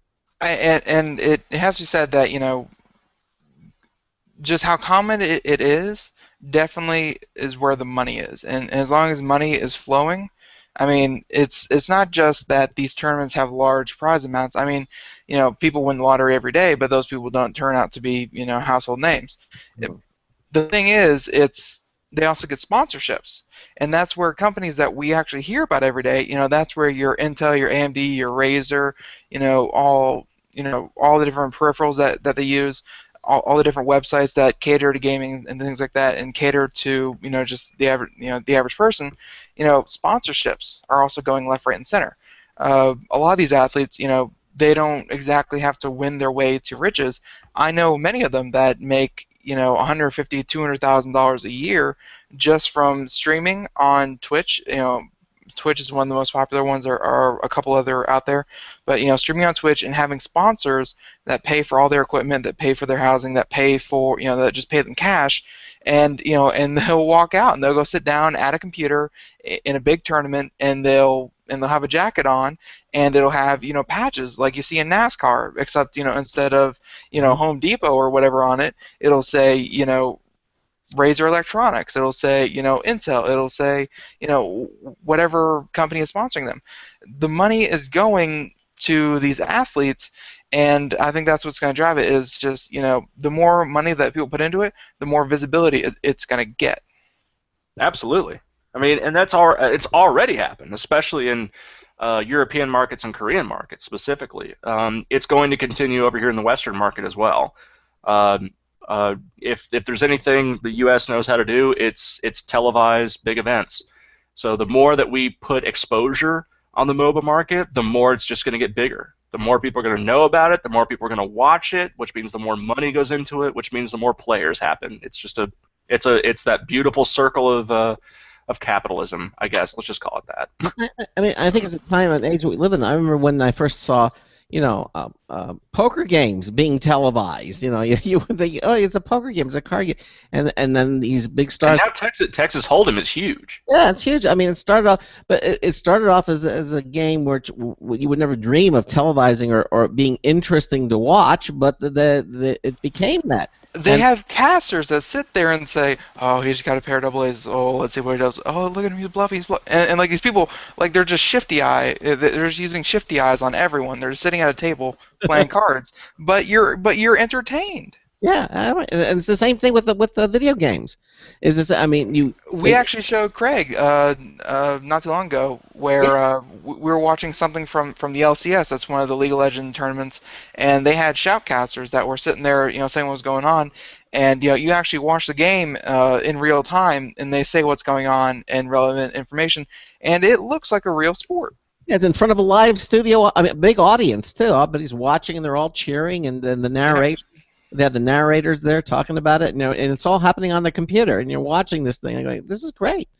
So if it's something that interests you, or that they can make it interesting, certainly.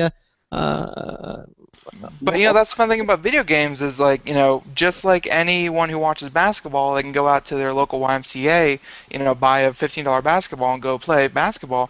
A lot of these video games, they're cheap and or free to play. I mean. That's how you get support for these things. Is anyone can do it. Mm-hmm. Mm-hmm. Absolutely. I know we're coming at the end of the third break here, so I want to put it out there for everyone right now. The Dota 2 International Championships will be July 18th through the 21st. So that's not this weekend, but it's going to be next weekend. It will be it's going to be live streamed both on YouTube and Twitch TV. And as I said before, they have broken the $10 million prize pool. With the team winning, the championship winners the team will be walking away with $4.1 million. Oh my gosh! All right, well we're at the bottom of the hour break. You listen to the Computer America Show on the Blog Talk Radio Network, on the Boost Radio Network, on the IRN Radio Network. We're gonna have another news tip bulletin from Marty Winston, and then we'll be back with more games here on Computer America. This is a special alert to all Americans who own a vehicle with less than 120,000 miles with an auto warranty about to expire or no warranty coverage at all. Due to a decline in the economy and major car companies filing for bankruptcy, Cover America Auto Care has announced revolutionary, inexpensive mechanical breakdown coverage that is now available to the general public to save consumers thousands on auto repairs. An open phone line has been established for drivers to call who own a vehicle that is less than 10 years old for a free 5-minute quote and to see if you qualify.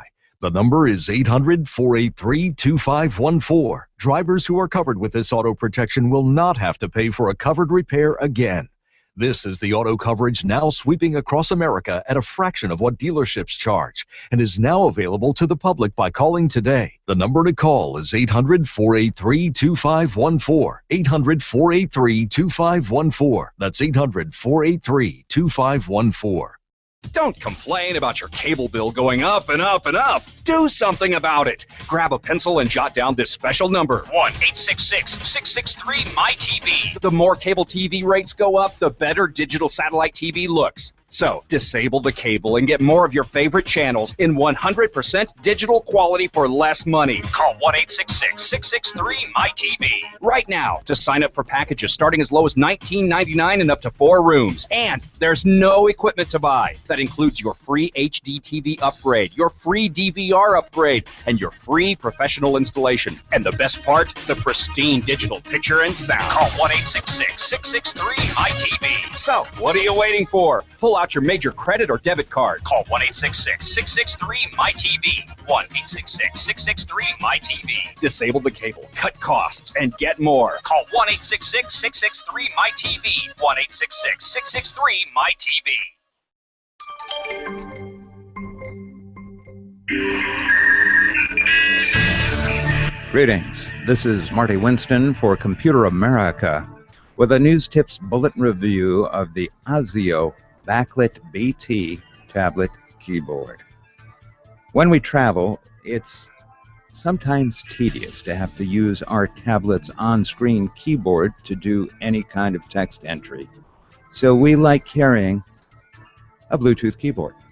The Bluetooth 3 ASIO backlit tablet keyboard is about 2 inches narrower than others we tested.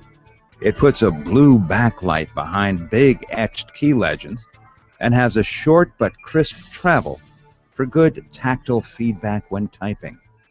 Its 850 milliamp lithium-ion battery charges through a micro USB port, and it's rated for 10 hours of runtime per charge. It defaults to iOS mode, but we can forgive it because it switches easily to Android or Windows mode. Bottom line, the ASIO backlit Bluetooth 3 tablet keyboard adds compact to capable. This is Marty Winston with a news tips bulletin review for Computer America. Welcome back to the Computer America Show. It's 33 minutes past the hour, and thank you, Martin Winston, for that. And we just finished talking about all the esports and e-athletes and that kind of thing, which is an up-and-coming... I'm watching this video that where he looks like he's playing a musical instrument. He's playing World of Warcraft. No, he's playing Warcraft 3. Warcraft 3, and his hands are just kind of dancing all over the keyboard and the mouse and everything. It's just... Yep, it's called macroing, where you assign, people may have heard of, if they've ever dealt with computers, that's where you assign a command to a certain key, and you just strike that key and it does the command. So he's macroed his keyboard all over, and he is just going away, doing what he will, and it's he's signing watching something like that. He's signing autographs. Yeah, so. He's an athlete. I mean, in South Korea, I do not kid you when I say there are game athletes already. Wow, and what does he pull down a year? He must make a lot of money. In Korea, I mean, people make money. People make a couple $100,000. Wow. And that's before you even count, endorsements and yeah, exactly. Yeah. Wow. And now let's see where to go from here. Grayson, what games do you endorse, by the way? If anyone wanted to get into the esports, that kind of thing. For esports, I would, because there's so many. There are, really.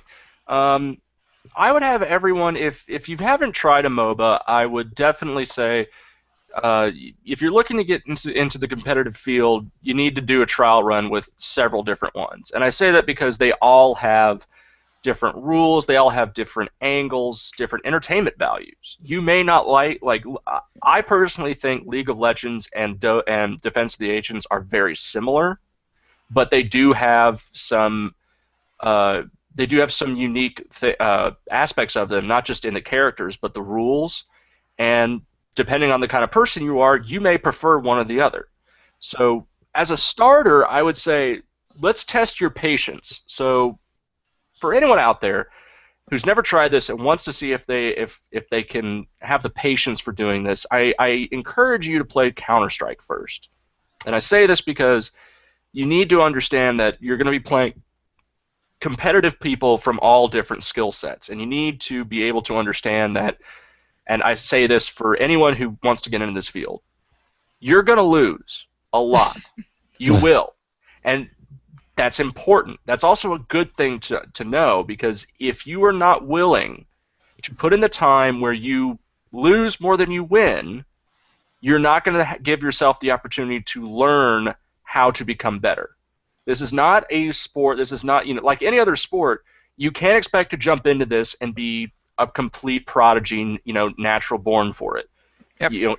There are rules, there's sets, there's guidelines. You have to learn how the game works. You have to learn, the efficiencies, how you can maximize your energy, where the shortcuts are, all those things. And that takes time. That means lost matches. That means getting rolled over.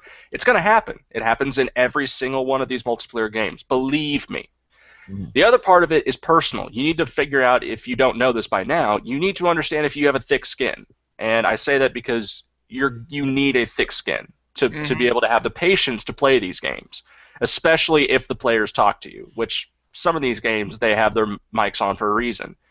Now, on a competitive level, they won't use their mics, and that's good, because they're not going to scream obscenities at you and try to, shake you one way or the other. But it's a good training exercise for you, is how do you block out the noise? How do you block out the people who are trying cheap shots at you? They're trying to get you angry. They want you to make a mistake. The athletes do that all the time. Absolutely. It's kind of the psychology of sports, is get into your enemy's head, shake them up a little bit. Throwing them off their game, even a split second, can mean all the difference in the world in esports. So, athletes are going to use every little bit they can. So in a sense, start with something as simple as Counter-Strike. I say simple because Counter-Strike is a first-person shooter. It's easy to pick up. Everyone out there has played a first-person shooter. That's the starting level you can work with. If you feel you're okay with it, if you get your fill out of it and you think you can continue, then we try something a little bit more. If you're more of a strategy person, you might want to try Hearthstone, because it's a card game based MOBA, so it's got a lot more thinking to it. It's not so much about how quick you move. It's not the Twitch gaming. It's more about it's battle chess, really. So for the thinking kind of gamer, that might be the avenue you go to. For those who like the aspect of teamwork, whether it's silent teamwork or you like to use a mic, then you may want to try League of Legends and Dota. Give both of them a good week. Try out, because they both have tons of heroes, a bunch of different characters, a bunch of different skills. But the teamwork is what you're really looking at. Do you like the aspect of meshing well with 3 other players? Can you work out a system of defense versus offense? And I will say that's extremely important in this game, is knowing when to be able to be knowing at a second when the battle's changed from an offense to a defense. And that does take a lot of time. It takes a lot of practice, but it's the most important skill you'll learn in Dota and League of Legends. So really, it comes down to you. What kind of gamer you are, what you like, what you don't like.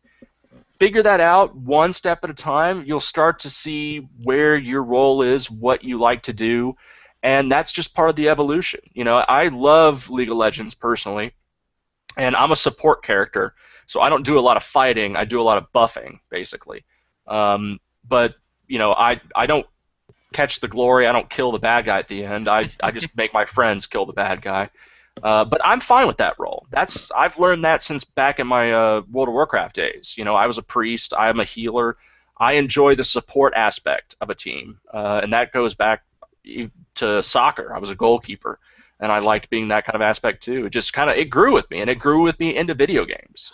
So that's just kind of my aspect. Some people are all about the tanks. Some people just love to be at the offense. They want to be the ones taking down the structures, delivering the final blow, and that's fine too. Those are your opposites. Those are the people that mesh well with you. So it's all a matter of discovery, and it's a lot of fun. It really is. But I do emphasize, you have to give it its due time. It's not, it may seem like it's more losing than winning at first, and it most likely will be. But give it time, watch what you're doing, see your patterns, and start improving, and you will immediately see a benefit to yourself, and you'll start seeing improvement, and then that's when it starts to get fun. Like, I'm not talking like it's fun when you play regardless, but I'm talking about it gets real fun when you start to see you're the reason that your team's winning, or that you can call out the patterns before they happen. Like, you start to get those highs of just like of you really feeling accomplished. Like, yes, I know how this game works. I know how to play it. Get in And the then from zone. there, find a local tournament and start making your name. Yeah, you get in the zone. It's easy as that to start. Trust me on that. And you do get in the zone. And by the way, just so everyone knows, if you've ever tried to get someone's attention, they're playing one of these games. Most games, there are only a couple first-person game, single-player games, but most of these games that are really, really popular right now, you cannot pause them. Don't say, "Hey Ben, come take out the trash," and I say, "All right, give me a minute," and it's 30 minutes later. I can't pause it. I have no control over that aspect of it. So, Craig, when you ask me to take the trash out and it's 35 minutes later, I've stopped doing that and recognizing that. I don't do that anymore. I'll do it. It just has to wait. You can't pause these games. That's another aspect that I think a lot of people, especially parents, that's where I'm calling you out, don't seem to understand is you can't pause games nowadays. Last month, I want to say it was in Ohio. I'm not confirmed on that, but there was a story of a player who left a pizza in the oven so long, it caught on fire and the kitchen burned down because and they didn't say what the game was, but I read up on a Reddit that he was playing League of Legends, and the match went on for 110 minutes, which is very, very long for a League of Legends tournament. I want to make that clear. But there's no stop to this. There's no pause. He can't say, "Hold on, I got to get my pizza out of the oven." And the kid even confessed to knowing that the pizza was burnt because the house smelled like it, but he could not stop, and it cost his family his kitchen. But he won the game. I'm hoping. I mean, that's got to be the silver lining. I hope. I sure hope the kid didn't lose.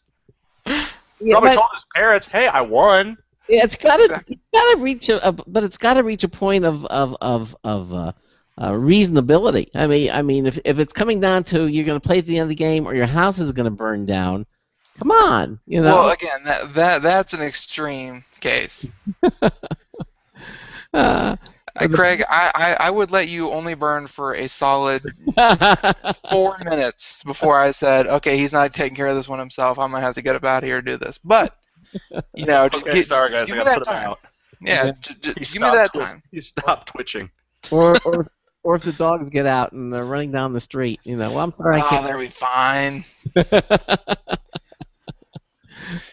So you can't pause any of these games. Well, not any of these types of games. Most of the popular games nowadays, we always talk about Dishonored, Skyrim, all these single player games. Those you can pause. Borderlands 2. Those you can pause, but the popular ones are really just ones with a competitive aspect to it. Those you cannot pause. Well, because you're playing with other people. If it's a single-player game, then you can pause it. If you're playing against other people, obviously, exactly, for them to pause. Maybe they could put some sort of an add-on, a pause add-on. I mean, they try that in some of the ones, but to keep people from abusing it and from just pausing for no reason, and it's and it's a serious problem, especially in the gaming community. It's not exactly the nicest place. They actually made it so that you can unpause other people's pauses.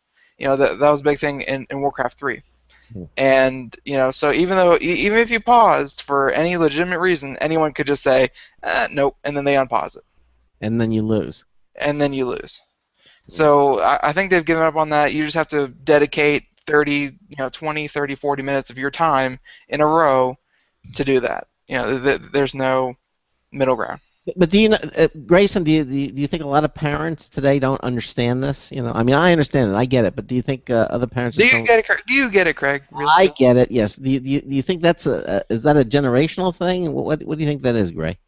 I would say that's definitely a generational thing, especially since we're getting to the point where the industry is old enough that more and more parents, are more and more kids or kids back then are now parents. So they grew up with video games, and their kids are playing video games. So they start to understand what video games are. They understand, the intensity, how much you can get into it, where you say, please take out the trash, 5 more minutes, Mom, because that's what they said to their parents. Mm-hmm. So now they're starting to get it where it's, oh, okay, he's really into it, so let's give him a second, and then, if we have to really insist, then we'll do it.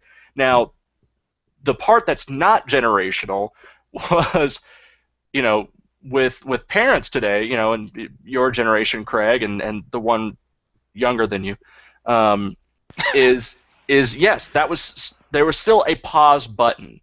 That was still very, central to the game. Now, with the rise of, the internet, MMOs, even smartphone games to a certain degree, it's constantly going. There may be a pause for you, for the player, but not for the game itself. Like, that was how MMOs were different, was you could log off, but the game still kept going. Things could change even when you weren't in there. And now we've gotten to this multiplayer gaming aspect where when it's not just you, you're with a team of 5, 6, 7, 8 other real people. You can't just call pause, or time out when there's a game of 8v8. So they just remove that part of the equation, and unfortunately that's just part of it. Now, does that translate to society where a 12-year-old kid, is, please take out the trash, like, I'm still in a match, I can't leave, to the parent, most parents might not understand, saying like, oh, he just doesn't want to stop playing, but they don't understand the context, the rules that say, no, he actually can't stop. If he does, his team loses, and then they make fun of him.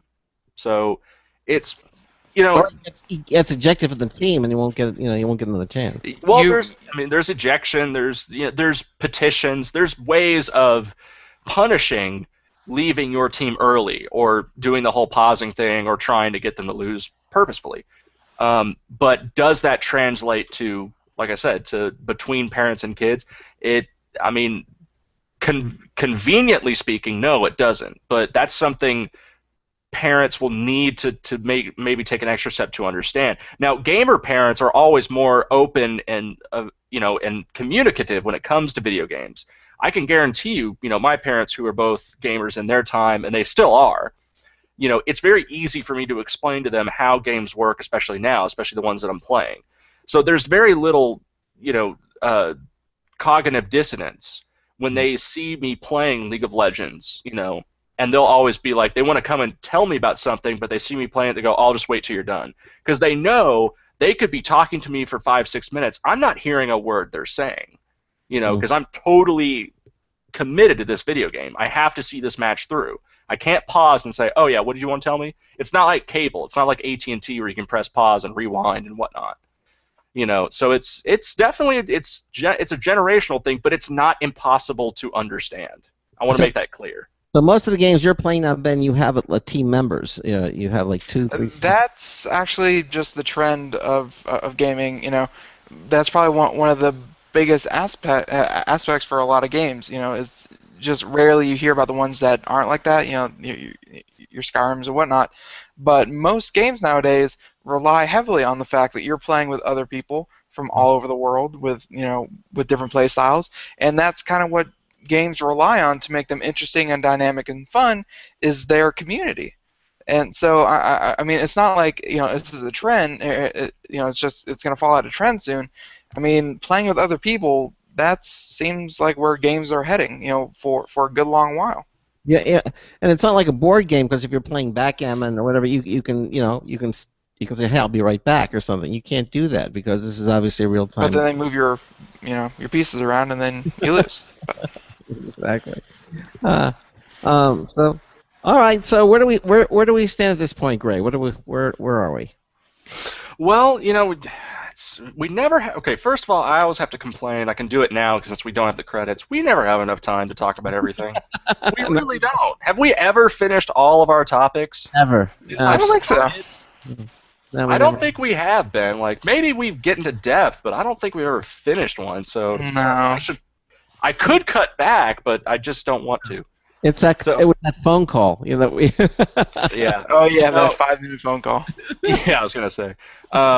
Now I will tell people for topic 3. We're gonna skip topic 3, but I highly encourage all viewers out there. I want you to guys check out these links because this is a big thing this past month for video game industry. We saw a couple interesting things for gender equality in this past month. One of which, the Gamer X convention. This will be the 2nd anniversary of it. Gamer is a convention that's meant for the LGBT community, but it's inclusive to everyone. I was actually a member of the Gamer Club at UT Austin. Gamer being spelled exactly the same way, which it was a free play, a social place for people of all genders, of all identities to come and enjoy video games together. And I was never more, I think, entertained and amazed to see some of the best brawl players out there. I consider myself a good Smash Brothers player, and then I became a gamer, and I got my butt handed to me up and down the street, and that for me is a lot of fun. I personally like losing because for me it's just like I met someone who's better than me. That is awesome. Hats off to you, and to me it's because we're getting into this especially political atmosphere where gender equality, gender identities, has become a major issue.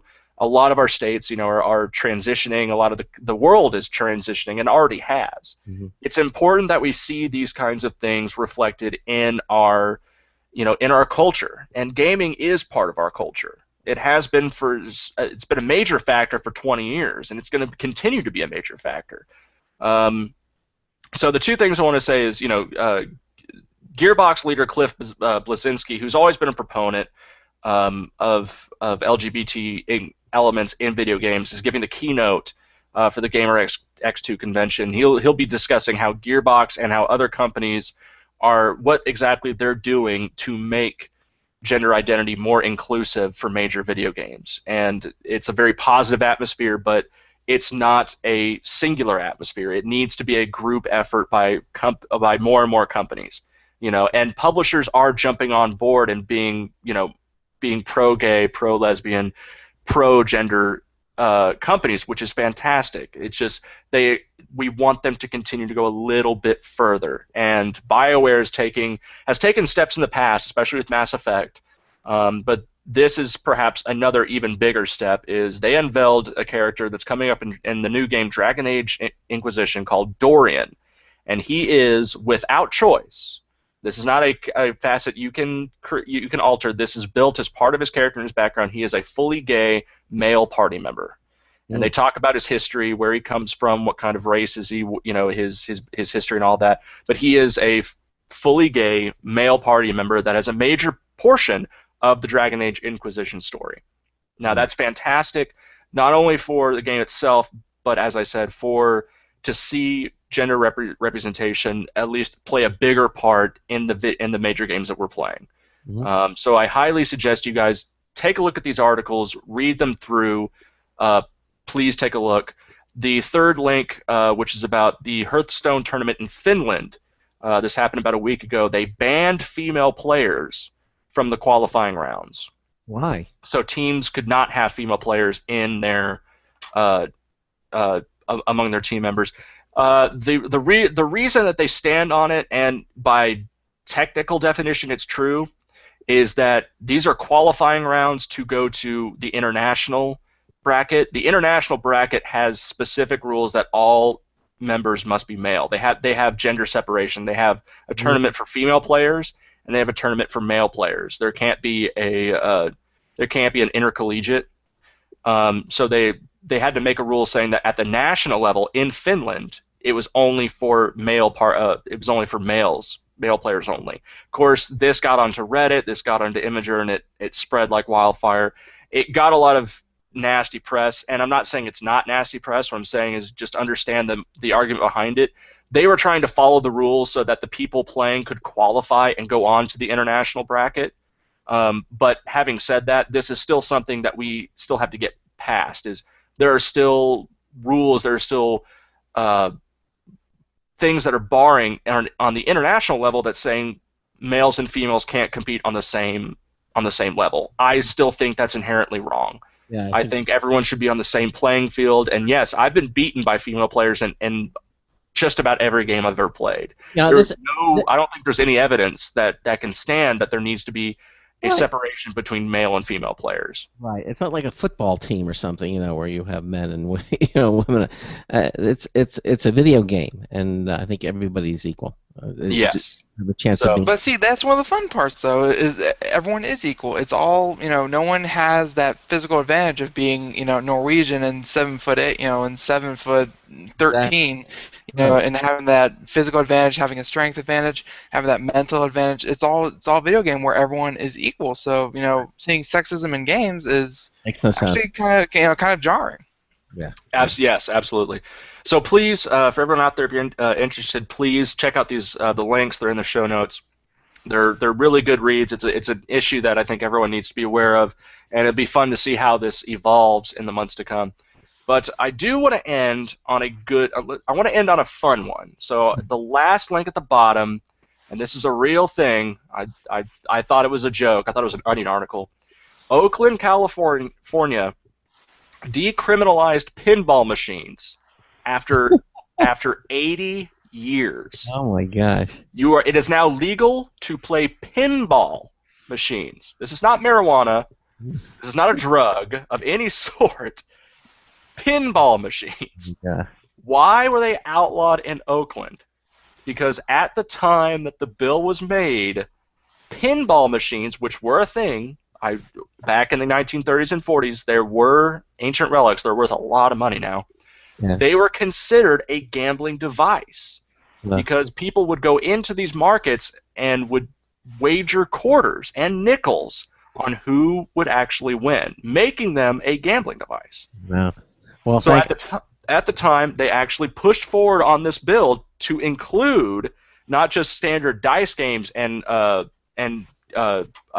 craps as well, but they wanted to include pinball, which were considered electric machines. So happy to see that after 80 years, we're making progress in Oakland, California.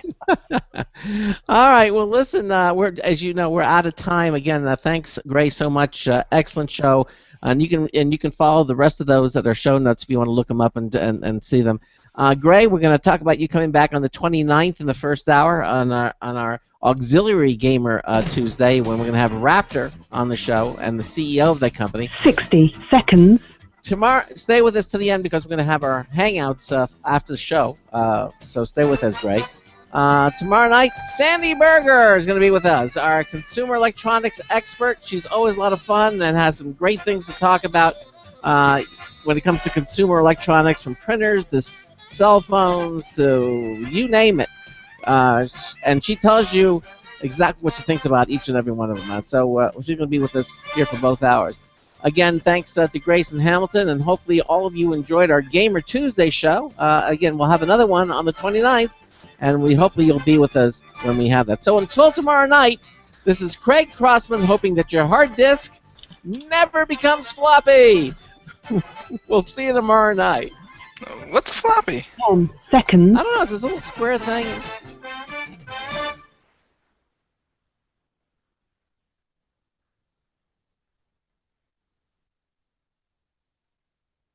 Thank you for using Blog Talk Radio. Goodbye. All right, and we're off the air as far as that's concerned, but we're still in our after show hangouts. Grayson. Yes. Grayson. Yeah. What's up? Do you play League of Legends or Dota? I've played both. I prefer League of Legends. Me too. Why haven't we played yet? Oh, because dude, the last time I played was months ago. Okay, I'm not intense into it. I try and go on, and then I realize, oh my god, this game has changed a lot. Okay, yeah, I get that. So that's another point that we didn't touch upon during the actual show, was that these games, unlike basketball and football, where they may change a rule or two, season by season, these games are actually very dynamic, and they do a whole series of balancing and checks and whatnot. So, Yeah. I enjoyed this. Something else we didn't talk about. This little picture that you sent me, by the way. I mean, it's It is pretty standard, though. I mean, a Nintendo console never really picks up until there's at least one of every one of their first parties. Yeah. You know, if it's not a Metroid, then it's usually a Donkey Kong or vice versa. But there's always a Mario Kart. There's always a Mario. There's a Zelda. Yeah. And yeah, to be honest, I did enjoy Pikmin, but it wasn't as good as the other one that came out way back in November. What was that name? It was the Incredible 101. Oh, okay. Also a lot of fun. All right, well, everybody, thanks for watching us here on our Google Hangouts live video stream brought to you by Otherworld Computing, and hopefully we'll see you all tomorrow night. So say goodnight, everybody. Thanks for joining in, guys. Have a good month. All right, bye, Craig. Bye.